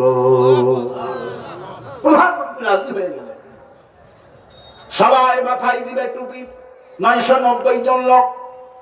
বিশাল রাত হয়ে গেল, সে মাথায় টুপিটা একবার শোয়ায়, 3 সেকেন্ডের মধ্যে অনবরত চোখ থেকে পানি প্রবাহিত হয়ে যায়, অসুখ ভালো হয়ে যায়। এই অবস্থা হতে হতে রাত হয়ে গেল। গভীর রাতে বাড়িতে আসলেন, বিবি জিজ্ঞেস করলো, এত রাত হইল কেন? আজকে খাওয়া দাওয়া লাগবে না? বিবি যেভাবে বিবিরা বললো, বিবি তুমি তো আমাকে গতকালকে এই টুপি দেখে বলছিলে অমুল কি পাগল টাগল নাকি? আমাকে তো এই কথা তুমি বলেছিলে, কিন্তু এই টুপির যে এত কাহিনী ঘটে গেল সারাটা দিন রাত। বল টুপির আবার কি কাহিনী? বললো, টুপি মাথায় দিতে গেলাম পার্লামেন্টে, বিকাল পর্যন্ত আমি ভালো, আমার চোখ থেকে পানি পড়ে। আমার এই অবস্থা দেখে সংসদ সদস্যরা তারা টুপি মাথায় দিতে চাইলো। সেনাবাহিনীর প্রধান, নৌবাহিনীর প্রধান সবাই মাথায় দিল। যে মাথায় দেয় চোখ থেকে পানি বের হয়, আর সবাই কাঁপতে থাকে। বিবি প্রমাণ করার জন্য বিবি মাথায় দিলেন। রাতের বেলায় বিবির চোখ থেকে দরদর করে পানি পড়ছে। বিবি বলছে, কি আজিম কথা, কিসের টুপি মাথায় দিলি চোখ থেকে পানি বের হওয়ার অসুখ ভালো হয়ে যায়। আমার ভাইয়ের, আমার বন্ধুগণ, এবার বিবিকে নিয়ে খাওয়া দাওয়া করে তিনি শুয়ে পড়েছে। টুপিটা খুললি, মাথার যন্ত্রণা শুরু হয়ে গেল। যখন আবার টুপি মাথা দিচ্ছে, মাথার যন্ত্রণা ভালো হয়ে যাচ্ছে। সুবহানাল্লাহ। এই অবস্থায় পরের দিন একই কাহিনী ঘটলো। টুপি যখন মাথায় দেয়, মাথার যন্ত্রণা ভালো, টুপি খুললেই মাথার যন্ত্রণা শুরু হয়ে যায়। রাতের বেলায় গাইবি আওয়াজ হচ্ছে প্রেসিডেন্টের রুমে, ওঠো, টুপির দিকে তাকাও, টুপির দিকে তাকাও, কে ইলহাম হচ্ছে। ওনার ঘুম ভেঙে গেল। উনি লক্ষ্য করেন টুপির দিকে তাকাতে বললেন কেন, কারণটা কি? টুপির দিকে যখন তাকালেন, দেখে টুপির মধ্যে খাম থেকে নূরের আলো চকচক করছে। উনি বিবিকে ডাকলেন, ভয় পেয়ে গেলেন। সেনাবাহিনীকে ডাকলেন, ভয় পাওয়ার কথা, টুপির মধ্যে আলো জ্বলে, ভয় পেয়ে গেলেন তিনি। সবার সামনে ভালো করে তিনি তদন্ত করে দেখলেন আলোটা কোথা থেকে আসে। উনি ভালো করে দেখে টুপির মধ্যখানে ওমর রাদিয়াল্লাহু তাআলা আনহু সুপরিকল্পিত ভাবে কোরআনে কারীমের 19টি অক্ষর তিনি লিখে দিয়েছেন, বিসমিল্লাহির রহমানির রহিম। 19টি অক্ষর লাগে বিসমিল্লাহির রহমানির রহিম লিখতে। 19টি অক্ষর লাগে। কয়টা লাগে? 19টি অক্ষর লাগে। উনি 19টি অক্ষরটা লিখে দিয়েছেন, টুপির মধ্যে করে লিখে দিয়েছেন। উনি তখন চিন্তা করতে লাগলেন, আফালা ইয়াতাদাব্বারুনাল কুরআন। আল্লাহ বলছেন কোরআন নিয়ে গবেষণা করো, খতম করলে সমাজ ভালো হবে না। যদি কিয়ামত পর্যন্ত কোরআন শুধু খতম হয়, এই দেশ থেকে একটা চুরি বন্ধ হবে না। কিয়ামত পর্যন্ত কোরআনের খতম যদি করেন, ডাকাত বন্ধ হবে না। এই কোরআন নিয়ে গবেষণা করে কোরআন দেয়া সমাজ চালাতে হবে। উনি তখন কোরআন গবেষণা করতে লাগলেন। আরে 19টি অক্ষর, বিসমিল্লাহ মার্কা টুপি। কি মার্কা টুপি? বিসমিল্লাহ মার্কা টুপি। এই টুপি আমার মাথায় দেওয়ার সঙ্গে সঙ্গে আমার যদি 20 বছরের অসুখ পানি হয়ে যায়, ভালো হয়ে যায়। আমার এই সমাজ অগাক্রান্ত দিয়ে ভরা, আমার মন্ত্রীরা সুদখোর, আমার জনগণরা ঘুষখোর, আমার জনগণ জেনাখোর, আমার এই দেশ আর সমাজটা একবারে অসুস্থ দিয়ে ভরে গেছে। 19টা অক্ষর যদি মাথায় লাগানোর সঙ্গে সঙ্গে মাথার অসুখ ভালো হয়ে যায়, এই সমাজটা সুস্থ করতে হলে কোরআনের আইনের বিকল্প নাই। আফালা ইয়াতাদাব্বারুনাল কোরআন, কোরআন নিয়ে গবেষণা করে, কিন্তু আজকে কোরআন নিয়ে গবেষণা নাই, শুধু খতম আর খতম। সেটা জীবন কোরআন বিরোধী। কোরআন বিরোধী করলেন উনি। কোরআনের শাসন যারা চায় তাদেরকে ফাঁসি দিয়ে মারলো। আমাদের কোরআনের পাখির কোন অপরাধ আছে নাকি বলে? একজন সুখরঞ্জন বাড়ি হিন্দু চিনতে পারলো। শহীদ আল্লামা সাইদি একজন আল্লাহ পাকের ওলি, রাষ্ট্রের পক্ষে 1000 কোটি টাকা দিতে চেয়েছিল, উনি 1000 কোটি টাকাকে লাঠি দিয়া আল্লাহর ওলির পক্ষে সাক্ষী দিয়েছে। একজন হিন্দু যা বুঝেছে, আমার দেশে অনেক মৌলবী হাফেজ বোঝে নাই। ফরিদউদ্দিন মাসুদ শাহবাগী হুজুর। আওয়াজতে বলেন ঠিক, আওয়াজতে বলেন ঠিক। দেশে অশান্তির জন্য 2 শ্রেণী দায়ী। কয় শ্রেণী দায়ী? নাম্বার 1 মুনাফিক মার্কা হাফেজ হুজুরেরা। এই দেশে যা শান্তি হয়েছে, ফাঁসি দিয়েছে আর ফতোয়াবাজি করেছে ফরিদউদ্দিন মাসুদের সঙ্গে দোষরেরা। এদের ক্ষমা হবে না, এদেরকেও ধরা হবে যদি তওবা না করে। আর আস্তে কম ঠিক। আর 2 নম্বরে অশান্তির মূল কারণ হলো জালিম সরকার। কয় নম্বর সরকার? 1 নম্বর হলো মুনাফিক মার্কা হুজুর। একটা চেয়ারম্যান সাহেব, এমপি সাহেব একটা কোন কাজ করতে গেলে একটা হুজুরের কে জিজ্ঞেস করে যে এই কাজ করা হবে কিনা। ফরিদউদ্দিন মাসুদকে জিজ্ঞেস করা হয়েছে, সাইদি সাহেবের ফাঁসি দেব, আপনার অভিমত কি? উনি বলে, করেন কি? সাইদিকে ফাঁসি দেওয়া ফরজ। নাউজুবিল্লাহ বলবেন না? শাহবাগের মোড়ে কুলাঙ্গারটা গেছে, শাহবাগের মোড়ে গিয়া এই কুলাঙ্গার হাফেজ ফরিদউদ্দিন মাসুদ বলেছে, আমার ইমানি দায়িত্ব পালন করতে আসছি, সাইদির ফাঁসি চাই, আমার ইমানি দায়িত্ব। এই দেশের অশান্তির মূল করে হলো মুনাফিক হুজুরেরা। আওয়ামী লীগ আসল দায়ী নয়, আসল দায়ী হলো মুনাফিক হুজুর। মুনাফিক হুজুরেরা আজও ফতোয়াবাজি করতেছে, আকীদা খারাপ। আছে না ভাই? আওয়ামী লীগ বিএনপি ফতোয়াবাজি করে না, ফতোয়াবাজি করে মুনাফিক ইহুদির দালালেরা। দুঃখ লাগে, অবাক লাগে। একজন হিন্দু সুখরঞ্জন বালি গত 13ই নভেম্বর, আপনারা শুনলে খুশি হবেন, আল্লামা সাইদির বাড়িতে জিয়ানগর মাঠে মাসুদ সাইদি আমাকে দিয়ে 3 দিন তাফসীর করলো। আল্লাহু আকবার। যারা আমার আইডি জানেন, যারা আমার এই দৃশ্যগুলি দেখেছেন, যারা আমার আইডি যারা জানেন, আমার পেজ আছে মাওলানা গোলাম আজম। যুবকেরা দেখে নাও, ইংরেজিতে লিখবা মাওলানা, আমি পাইছে মাওলানা গোলাম আজম, এটা আমার আইডিতে ছাড়া আছে। আমি প্রতিদিন ওয়াজ নসিহত গুলো দিই। মাসুদ সাইদি আমাকে দিয়ে প্রোগ্রাম করলেন, হাজার হাজার মানুষ সাইদির বাড়িতে। আমি যখন আলোচনা এক পর্যায়ে বললাম যে আমার আজকে মন বলছে সুখরঞ্জন বাড়িকে দেখতে চাচ্ছি, জামাতের ইউনিয়ন আমির আমার আলোচনার ওই কথা শুনেই রাত 10:30টার সময় সুখরঞ্জন বাড়িকে ফোন দিয়েছে। সুবহানাল্লাহ। কিছুক্ষণ পর দেখি পুরা মঞ্চ, 200-300 লোক মঞ্চ, দেখি আনাগোনা হচ্ছে। ব্যাপার কি? তাকালাম, দেখি সুখরঞ্জন বাড়ি চলে এসেছে। উনি মাইকে আবার কেঁদে কেঁদে বললেন, আমার জীবনের দেখা সেরা একজন আল্লাহর ওলি শহীদ আল্লামা সাইদি। আমাকে হাসিনা 1000 কোটি টাকা দিতে চেয়েছিল, আমার ভাই বিশাবালীকে হত্যা করেছে, কিন্তু আমার জবান থেকে আমি বলিনি নামধারী মুনাফিক হাফেজ আল্লামা সাইদির বিরুদ্ধে ফতোয়া দিয়েছে। মুনাফিক আজও দেখবেন সমাজে মুনাফিকি করতেছে না। আওয়ামী লীগ 1 নম্বর দায়ী নয়, 1 নম্বর দায়ী হলো মুনাফিক হুজুরেরা। মূল জিনিস আপনাদেরকে আমি গোমর ফাঁক করে দিই, ফতোয়াবাজি করতেছে। এরা হলো জাহান্নাম যে উদ্বোধন করবে, এই উদ্বোধন হবে মুনাফিক হুজুরদেরকে দিয়া, মুনাফিক আলেমদেরকে দিয়ে উদ্বোধন হবে জাহান্নাম।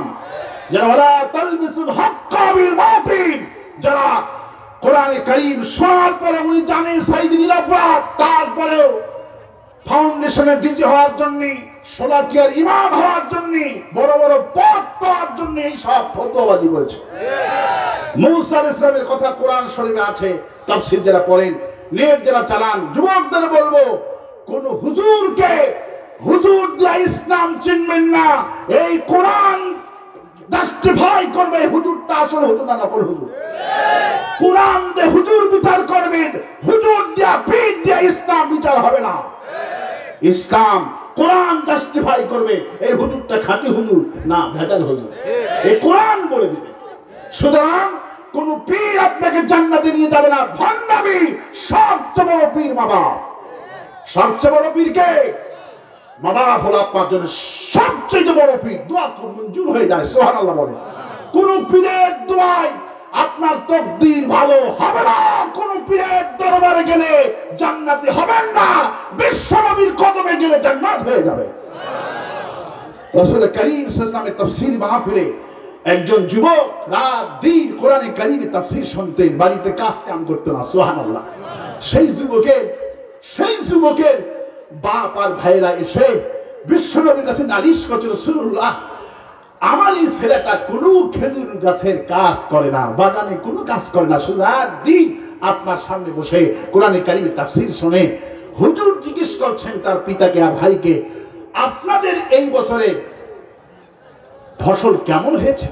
বলল, ফসল এই বছর আলহামদুলিল্লাহ খুবই বাম্পার ফলন হয়েছে। রাসূল বলছেন, তোমাদের ভাই আর তোমার ছেলে আমার কাছে পড়ে থাকে বলে তোমাদের বাগানে আল্লাহ বরকত ঢেলে দিয়েছে। আল্লাহু আকবার বলি। যে পিতামাতারা আছেন আপনার সন্তান তাফসীর মাহফিলে যায় বলে, এই মাহফিল করতেছেন বলে এই গ্রামের অনেক লোক আজে বাজে কথা বলেছে মাহফিল কমিটিকে। মাহফিল দিয়ে কি হবে?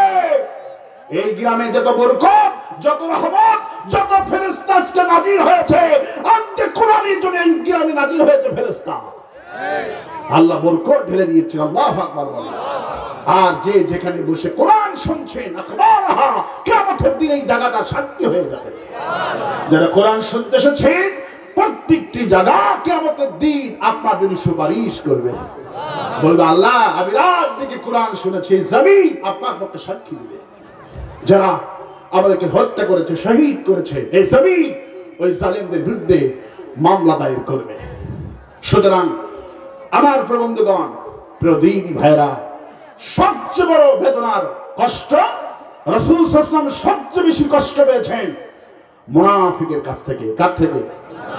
মুনাফিকের কাছ থেকে। কারণ মুনাফিক দেখতেও যেমন, মুমিন দেখতেও তেমন, চিনি দেখতেও যেমন, ওই লবণ দেখতেও তেমন, ইউরিয়া সার দেখতে যেমন, হোমিওপ্যাথি ওষুধ দেখতেও তেমন। হোমিওপ্যাথি বডি আছে না? এগুলো মুনাফিক। রাসূল মুনাফিক থেকে বেশি কষ্ট পেয়েছে। আবার ভাইয়েরা, এবার কোরআন গবেষণা তিনি করলেন। তিনি চিন্তা করলেন, বিসমিল্লাহ মার্কা টুপি দিয়ে যদি আমার মাথার অসুখটা ভালো হয়ে যায়, তাহলে এই দেশ ভালো করতে গেলে 30 পারা কোরআন লাগবে। পার্লামেন্টে চলে গেলেন রোমের প্রেসিডেন্ট। যাওয়ার পর উনি সবাইকে ডাকলেন, ডেকে বলছেন, গতকাল যে সবাই চোখ থেকে পানি বের হয়েছিল, অসুখ ভালো হয়েছিল, এর মূল কারণ দেখো, ওমর রাদিয়াল্লাহু আনহু সূক্ষ্ম করে 19টি অক্ষর টুপির মধ্যে লিখে দিয়েছেন, বিসমিল্লাহির রহমানির রহিম। তখন ওমর প্রেসিডেন্ট মাথা নত হয়ে গেল। ওমর কত জ্ঞানী! আমি তো চাইছিলাম পানি পড়া, আর পানি থাকলে তো আমি পার্লামেন্টে নিয়ে যেতাম না, পানি বাড়িতে থাকতো। আর ওমর এমন জিনিস দিছে যেই জিনিসটা সবাই মাথা দিয়ে প্রমাণ করতে পারলো। আল্লাহু আকবার। উনি চিন্তা করলেন, আমার এই সমাজ ভালো করতে হলে, আমার এই রাষ্ট্র ভালো করতে হলে কোরআন লাগবে। কি লাগবে? আমার মাথার অসুখ ভালো করছে যেই বিসমিল্লাহ মার্কা কোরআন, এই রাষ্ট্র ভালো করতেও লাগবে এই কোরআন। আল্লাহু আকবার বলেন। মানুষের আইন দিয়ে বিচার ব্যবস্থা দিয়ে আল্লাহর আইন ছাড়া শান্তি আসবে না। শান্তি আসবে আল্লাহর আইনে। কার আইনে? আল্লাহর আইনে শান্তি আসবে। আর হাসিনা চেয়েছিল শান্তি আসতে হলে হুজুরদের হত্যা করো। ঠিক কিনা বলে? হাসিনা উল্টা পথে হেঁটেছিল। হাসিনার টার্গেট ছিল আলিমকে হত্যা করলি এই দেশে শান্তি হবে, মামুনুল হককে ধরতে পারলি, পিচ্চির রফিকুল ইসলাম মাদারীকে ধরতে পারলি, আল্লামা সাঈদীকে ধরতে পারলি, শান্তি হবে। হাসিনার পরিকল্পনা ছিল ভারতের পরিকল্পনা, ঠিক কিনা বলেন? আজ ভারতের পরিকল্পনা, হাসিনার পরামর্শক্রমে একের পর এক ইসলাম দিয়ে এই দেশটাকে নৈরাজ্য করা, সৃষ্টি করা হচ্ছে। আমরা রক্ত দিয়েছি হাসিনাকে আর ক্ষমতায় বসানোর জন্য নয়, রক্ত দিয়েছি শহীদ আবু সাঈদ রক্ত দিয়েছে ভারতের দাদাগিরির জন্য নয়। প্রয়োজন হলে আরো রক্ত দিব, ভারত মুক্ত দেশ আমরা চাবো ইনশাআল্লাহ।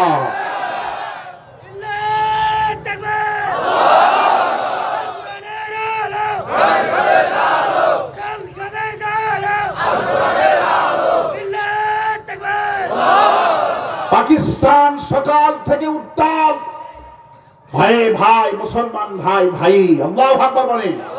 রাসূল করিম সাল্লাল্লাহু আলাইহি ওয়াসাল্লাম বলেন, মুসলমান একটা শরীর, পায়ে কাঁটা ফুটলেই মাথায় যন্ত্রণা শুরু হয়ে যায়। রাসূলুল্লাহ বলেন, তাই প্রকৃতপক্ষে মুমিন একজন মুসলমান যখন বিশ্বের যেখানেই আঘাত প্রাপ্ত হবে আরেকজন মুসলমানের কলিজার মধ্যে আঘাত লাগবে। ভারত আমাদের হাই কমিশনকে হামলা করেছে, আমার মুসলমান পাকিস্তান সকাল বেলায় গর্জন দিয়ে বলেছে আমাদের 700 পারমাণবিক বোমা আছে, প্রয়োজন হলে সব বাংলার মুসলমানদের জন্য তোদের বুকে নিক্ষেপ করে দিব, আর অবশেষে আমার ভাইয়ের জন্য আমাদের জীবনটাও দিয়ে দিব। ভারতের পাকিস্তানের কথাতে আজকে ভারত সিদ্ধান্ত পাল্টাতে বাধ্য হয়েছে। আজকে আরো পরিকল্পনা ছিল। রাসূল করিম সাল্লাল্লাহু আলাইহি ওয়াসাল্লাম বলেন, ইমাম মেহেদী আসার আগে গাজাতুল হিন্দ হবে, মুসলমানদের সঙ্গে যুদ্ধ হবে। এই যুদ্ধে আমি যদি বেঁচে থাকতাম আমি আমার জান এবং মাল দিয়ে, ওয়ান আনাস রাদিয়াল্লাহু তাআলা আনহু قال قال رسول الله صلى الله عليه وسلم الجاهد المشركين بأموالكم وأنفسكم وألسنتكم। রাসূল করিম সাল্লাল্লাহু আলাইহি ওয়াসাল্লাম বলেন, হিন্দুস্তানের মুশরিকদের বিরুদ্ধে জান দিয়ে মাল দিয়ে ওয়ালসিনাতিকুম বলা হয়েছে, এমনকি জবান দিয়ে মুশরিকের বিরুদ্ধে প্রতিবাদ করতে হবে। আলসিনাতিকুম বলা হয়েছে, এই জবানটা দিয়ে হিন্দুস্তানের বিরুদ্ধে প্রতিবাদ করতে রাজি আছেন মুসলমান? এবং রাসূলুল্লাহ বলেছেন, হিন্দুস্তানের সমস্ত পণ্য যারা বয়কট করবে তাদেরকে আল্লাহ বিনা হিসাবে জান্নাত দেবে। ভারতের যত পণ্য আছে সমস্ত পণ্য বয়কট করুন, ভারতের পণ্য আমরা নিব না। রাসূল হাদিস, গাজা যখন মুসলমানদের বিরুদ্ধে আক্রমণ করবে তখন হিন্দুস্তানের সাথে মুসলমানদের সম্পর্ক ছিন্ন করো। ওদের সম্পর্ক সাংসলি কি নাম, দাবো, তারপরে অনেক কিছু আইটেম আছে, নেট থেকে সার্চ দিয়ে নেবেন না, ব্যবহার করবেন না। ওদের পণ্য হলো আপনার তেল হলো প্যারাশুট, কি প্যারাশুট তেল, নিজে নারকেল তেল ব্যবহার করবেন। 2টা নারকেল নিলে আপনার নারকেল উৎপন্ন হবে 6 শতকের মতো। কত শতক? 2টা নারকেল থেকে আমার তেল আমি নিজে উঠাই, সুবহানাল্লাহ। কোনদিন নারকেল বাহির থেকে আমি কিনি না, আমার ফ্যামিলি নারকেল বাসায় কিনে নারকেলের তেল তোলা সহজ। নারকেল ব্লেন্ডার করে নিয়ে ওটা জাল করতে হবে গরম পানি দিয়ে, ওটা জাল করে একটা সেঁকতে হবে, সেঁক দেওয়ার পরে আপনার চিপতে হবে, নারকেলটা কুড়ে নেবে, কুড়ে নিয়ে ওটা জাল করবে। ওই জাল করার পরে যে দুধ থাকবে ওই দুধটা চিপে নেবেন, ওই দুধটা জাল করবে। 5 মিনিট জাল করলে নারকেল হয়ে যায়, তেল হয়ে যায়। সুবহানাল্লাহ, সহজ কথা, মনে থাকে। আবার বলি, নারকেলটা কুড়ে নেবে অথবা ব্লেন্ডার করে নেবেন, নিয়ে এটা জাল করবে। যখন সিদ্ধ হয়ে গেল তখন এটা চিপে যে দুধ বের হবে এই দুধটা জাল করলেই আপনি কয়েক মিনিটের মধ্যে তেল হয়ে যাবে। সুবহানাল্লাহ। ওদের তেল ইউজ করবেন না, ওদের কোন পণ্য ব্যবহার করা রাসূল নিষেধ করেছেন, কারণ আমাদের সবচেয়ে বড় দুশমন ভারত। সবচেয়ে বড় দুশমন কে? ভারতের সুপরিকল্পনায় আমার সাঈদীকে ইনজেকশন পুশ করে বিদায় করা হয়েছে। ভারত চেয়েছিল সাঈদীকে বিদায় করলেই 41 সাল পর্যন্ত ক্ষমতায় থাকবে। ক্ষমতা অত সোজা নয়। তোমাদের মাস্টার মাইন্ড হয়েছে আশ্বাদিন থেকে।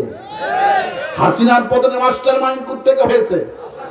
আমার মুসল্লি একটা বলছে, হুজুর হাসিনা মরবে না। কয় কেন?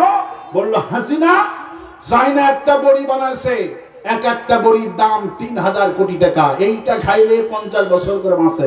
হাসিনা 3টা খাইছে। কয়টা খাইছে? ওই 3টা খাইছে, ও 150 বছর বাঁচবে। আমি বললাম, আমি আগার জুম্মায় বলেছি, আল্লাহ পাক বলেছেন, আল্লাহ পাক বলছি জালিমদের পতনের দিন নির্ধারণ করে আছি, 1 সেকেন্ড আগেও হবে না, পরেও হবে না। বাপের পতন যেই মাসে, মেয়ের পতন সেই মাসে। ঠিক কিনা বলে? এই পতন কে করে দিয়েছে? আল্লাহ করে দিয়েছে। সুতরাং 41 সাল আর 150 বছরে নাকি বড়ি খাইছে চায়না থেকে। আমার ভাইয়েরা, এই সব টপ কুলালো না। ইন্না বাতশা রাব্বিকা লাশাদীদ। যখন আমার পাকড়াও এসে যায় তখন ডিবি হারুন কাজ করে না। আমার পাকড়াও যখন আসে সাধারণ সেনাবাহিনী কাজ করে না। দুপুরের খাওয়াটা খেতে পারল না। আমার দেশের সাথে রসুলের এবং ফেরাউনের কয়েকটা জায়গাতে হাদিস শরীফে মিল আছে। ফেরাউন যেদিন সাপের খেলা দেখাইছিল, কিসের খেলা? ওবাইদুল কাদের যে বলতো খেলা হবে, এই কথা হলো কোরআনের কথা। সূরা তাহাতে আল্লাহ বলেছেন, কয়টা বলি আপনাদেরকে, মাইক এমনিতেই খারাপ। সূরা তাহাতে আল্লাহ বলেছেন ফেরাউনের সাথে জাদুকরদের খেলা হয়েছিল মাঠে। কোথায় খেলা হয়েছিল? আর ফেরাউনের যেদিন পতন হয় সেই দিন 20 পদে রান্না করেছিল পতনের দিনে, আর বলেছিল খেলা হবে। কি হবে? ফেরাউন বলছিল খেলা হবে। কিসের খেলা? সাপের খেলা। কিসের খেলা? সাপের খেলা। 90 জন জাদুকর দেশ থেকে বিদেশ থেকে আনা হয়েছে, আর মূসা 41 জন উম্মত নিয়ে একদিকে খাড়া। আল্লাহু আকবার। সকাল থেকে দুপুর পর্যন্ত খেলা হচ্ছে। কিসের খেলা? কিসের খেলা? 90 জন জাদুকর, 41 জন উম্মত, তার সাথেই দাঁড়ানো খাঁটি উম্মত। বাদ বাকি অনেকগুলো ছিল, কিন্তু দেখবেন অনেক কর্মী মিছিলের সময় কিন্তু কয়েকজন পাওয়া যায়। ঠিক কিনা বলে? প্রায় 50,000 মানুষ ছিল। কত হাজার? মুসা ইসলামের সঙ্গে ছিল 50,000 কালেমা গ্রহণ করছিল, কিন্তু আসল খেলার দিনে 50 জন ভিতরে 41 জন মাত্র মুসার সাথে আছে, আর বাদ বাকি ইমান কমজোর। আর এত বড় জাদুঘর আসতেছে, ওরা লাঠি ফালাইলে সাপ হবে। 90 জন জাদুঘর খেলা হবে। মুসা বলছে খেলা হবে। মুসা বলে না, ফিরাউন বলছে খেলা হবে। কিসের খেলা হবে? সাপের খেলা। 90 জন জাদুঘর ফিলাইল সকাল থেকে আসর পর্যন্ত। মুসার দেখি শুধু বাঘ, ভাল্লুক, সাপ দিচ্ছে, আর ফিরাউন তালি মারছে। 20 পদের খানা জাদুঘরদের খাওয়াইছে। আল্লাহু আকবার। এবার আল্লাহ বলছেন, মুসারে ভয় পেও না। ওয়ামা তিলকা বিয়ামিনিকা ইয়া মুসা। মুসা, তোমার হাতে কি লাঠি? ফেলে দাও। অমনি ফেলে দিলেন। হিয়া হাইয়াতুন তাসা। অমনি 50 গজ লম্বা সাপ হয়ে গেল। সকাল থেকে নিয়ে বিকাল পর্যন্ত জাদুঘরদের যত ওদের সাপ ছিল, জাদুকরি সাপ, হাতি আর ভাল্লুক, বাঘ, বাদর যা ছিল, মুসা ইসলামের লাঠি মার্কা সাপের পেটের মধ্যে সব চলে গেল। ফাউল কিয়া আল্লাহ পাক বলছেন, সঙ্গে সঙ্গে জাদুঘরের সেজদায় পড়ে গেল। পরে তারা বলছেন, আমরা তো যেটা করেছি সেটা হলো জাদু। মুসারটা জাদু না, এটা জাদুর দাদা। এটা কি? এটা জাদুর দাদা, অথবা তার চেয়ে বড় কিছু হবে। ঠিক কিনা বলে? চুপ যারা সমস্ত 90 জন জাদুঘর সেজদায় পড়ে গেল। সুবহানাল্লাহ। সকাল বেলায় ছিল কাফের, 20 পদের খানা খাইছে। খেলা দেখতে গিয়ে আল্লাহ বলছেন, ভয় পেও না, আসল খেলাতে তোমাকে জিতাবো। আল্লাহু আকবার বলে। আসল খেলাতে কে জিতে? শেষ হাসি মুমিন নাই হাসে। সুবহানাল্লাহ বলে। বিএনপি নেতারা আজকে মঞ্চে থাকবে। ওরে বাবা রে বাবা। জামাত ইসলামী আর বিএনপি নেতার নাম পোস্টারে দিলে 144 ধারা। কমিটি সুদ্ধা বান্ধে নিয়ে যায় থানা। ঠিক কিনা বলে? ওই নেতারা আছে? আমার মাহফিলে ছিল এইদিকে কয়েক বছর আগে, ঠিক কিনা? মাহফিলে কথা বলতে দেয়নি, দেবনগরে। হ্যাঁ, ওই নেতা আছে, হাজার হাজার মানুষ এখানে। তো কি মানুষ! আওয়ামী লীগের সময় মাহফিলে ঢেউ হতো বেশি, সুবহানাল্লাহ। এখন তো জয়ী হয়ে গেছে, ও আর শুনতে শুনতে ভোতা পড়ে গেছে। মানে প্রতিদিন মাহফিল। এক লোক বললো, হুজুর আজকে তাও এখানে হয়েছে, জনসভায় লোকে হচ্ছে না, ঠিক কিনা বলে? মানে ওয়াজ শুনতে শুনতে কাহিল, অনুমতি লাগছে না যে সমানে গ্রামে গ্রামে ওয়াজ, ঠিক কিনা বলে? আর আওয়ামী লীগ থাকলে হুজুর আসতেছে, না জানে কি বলে, চলো শুনি। এখন ওই শুনতে শুনতে ব্যাগ ভেঙে ধরে গেছে, ঠিক কিনা বলে?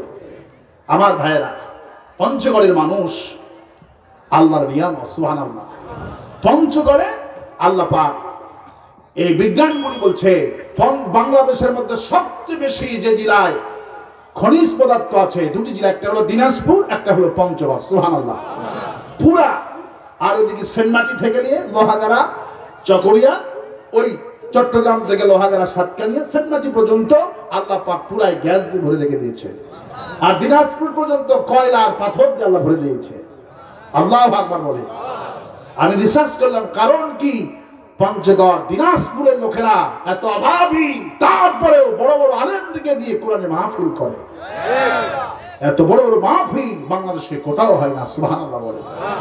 আপনারা কোরআন প্রেমী, কোরআন প্রেমী যে এলাকায় কোরআনের আলোচনা হয়, যে এলাকায় যে ধানের ক্ষেতে আলোচনা হয়, ওই এলাকা আল্লাহ পাক বারাকা, আকাশ আর জমিনের বরকতের দরজা খুলে দেয়।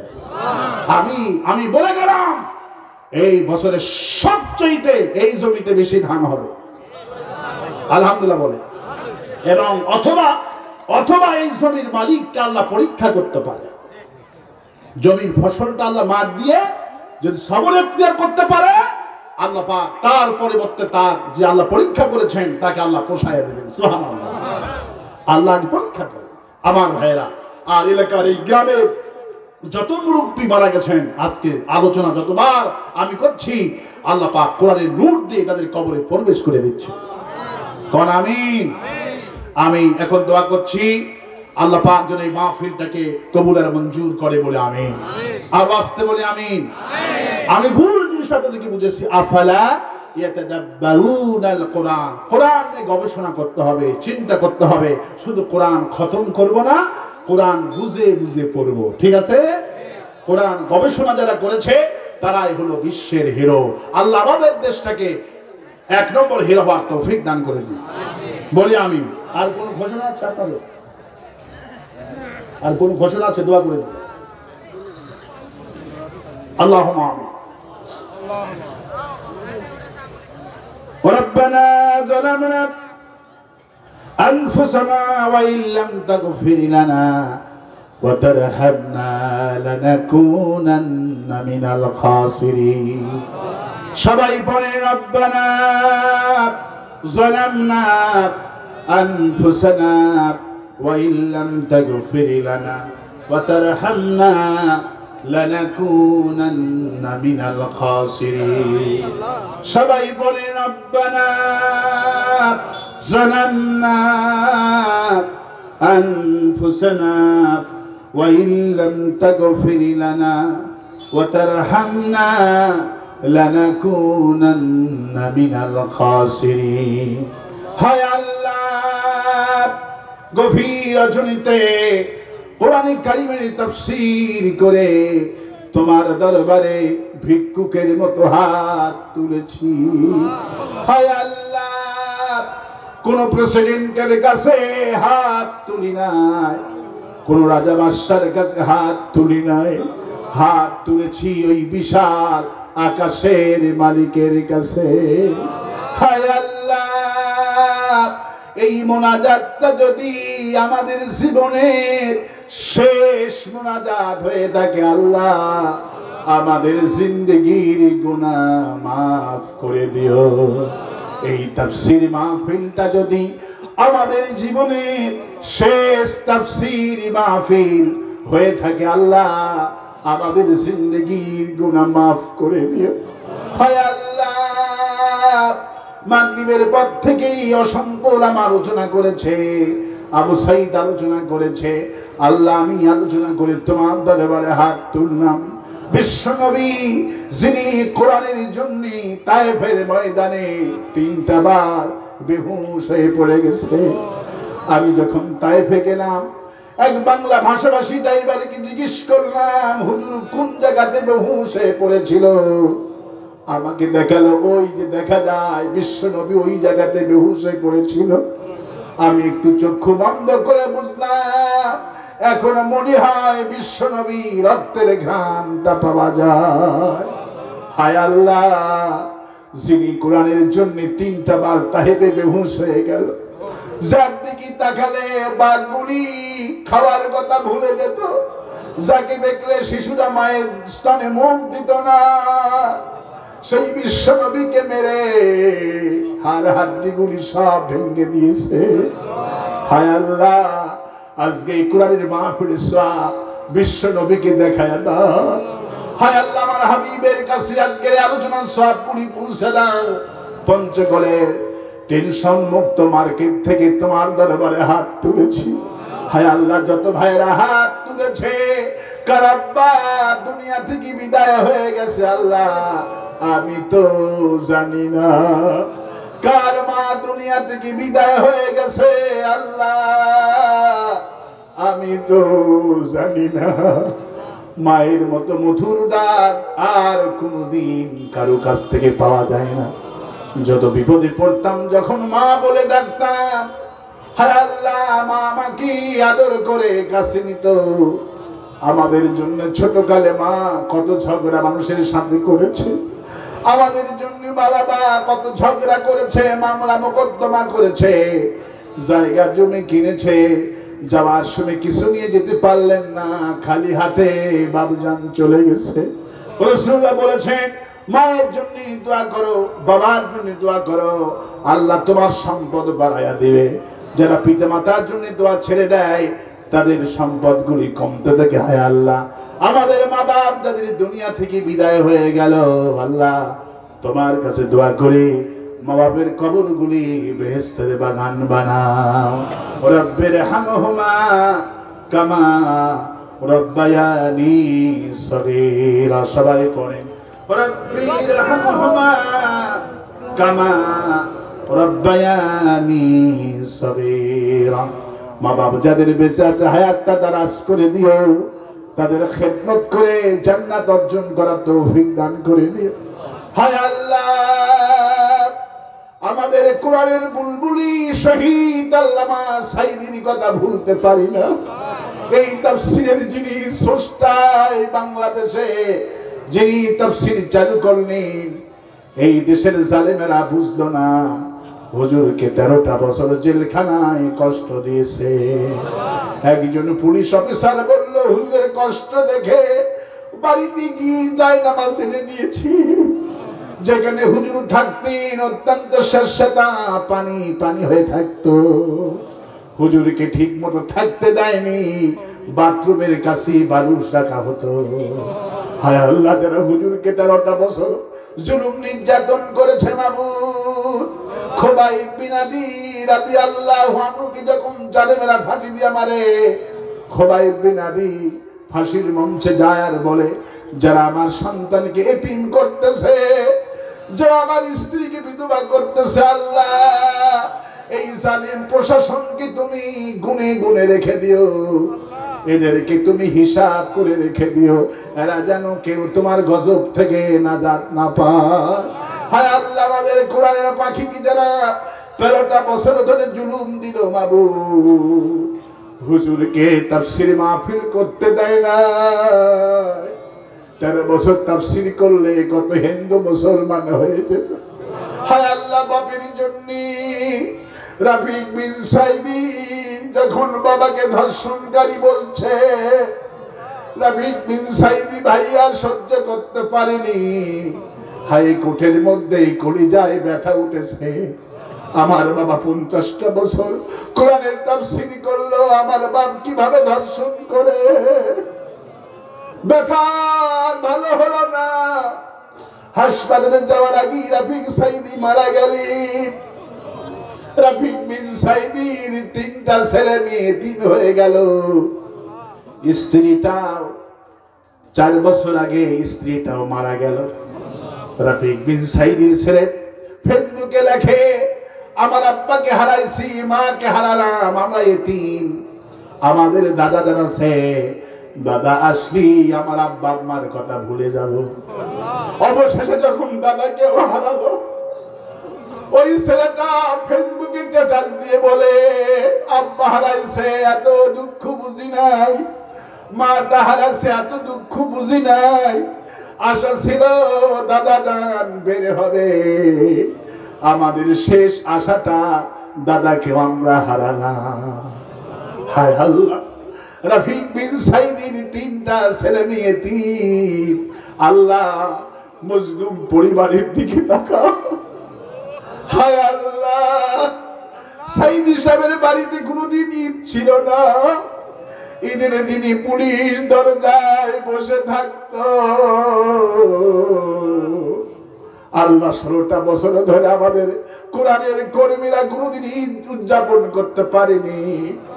ঈদের মাঠে পুলিশের ভয়েও যেতে পারে না আল্লাহ, তাফসীর মাহফিলে আসতে পারেনি আল্লাহ। আমাদেরকে তুমি মুক্ত দিয়েছো, তোমার কাছে বলি আগামীর বাংলাদেশটা আল্লাহ কোরআনের বাংলাদেশ বানাইয়া দিও। আগামীর পার্লামেন্ট আল্লাহ কোরআনের পার্লামেন্ট বানাইয়া দিও। আল্লাহ জালেমদের ক্ষমতা দিও না বাবু। আল্লাহ কোরআনের জন্য রক্ত ঝরলো, আল্লাহ কোরআনের পার্লামেন্ট বানাইয়া দিও। আলিয়া কওমি জামাত ইসলামী হিফাজত ইসলাম চরমনাইয়ের পীর এনায়েতুল্লাহ বাসী, আল্লাহ শর্ষিনা ফুরফুরা, আল্লাহ যত হক্কানি পীর আলেম ওলামা আছে, আল্লাহ সবাইকে তুমি এক বানায়া দাও। আল্লাহ আগামীর বাংলাদেশটা সব আলিম ওলামা ঐক্যবদ্ধ হয়ে আল্লাহ কোরআনের পার্লামেন্ট হয়েছে, এই দৃশ্য চোখে দেখার তৌফিক দিও। আমার মা বোনেরা কষ্ট করে তাফসীর শুনতে এসেছে, আল্লাহ আল্লাহ মা বোনদেরকে হযরত আয়েশা খাদিজা বানাও, আয়েশা বানাও। আল্লাহ এমন চরিত্রবান বানায় দিও মা বোনদেরকে, যাতে করে কিয়ামতের দিন আয়েশা খাদিজার সঙ্গে হাজির নসিব হয়ে যায়। আল্লাহ এই টেনশন মুক্ত মার্কেটকে তোমার দরবারে কবুল করো। আল্লাহ এই মসজিদের সভাপতিকে কবুল করো। আল্লাহ যেই বাড়িতে খাওয়া দাওয়া করলাম ওই বাড়ির প্রতি রহমত নাজিল করো। আল্লাহ যে ভাইটা আমাকে দাওয়াত করে এত কষ্ট করেছেন, আল্লাহ পঞ্চগড় থেকে আমাকে আবার রিসিভ করে নিয়ে আসলো, আল্লাহ ওই ভাইয়ের প্রতি রহমত নাজিল করে দাও। আল্লাহ তার হায়াত তুমি দারাজ করে দাও। আমি কয়েক সেকেন্ড ছেড়ে দিলাম, মাথা নত করেন, চক্ষু বন্ধ করেন, যার যার চাওয়া আছে আল্লাহর কাছে বলেন, দোয়া কবুল হবে। আছে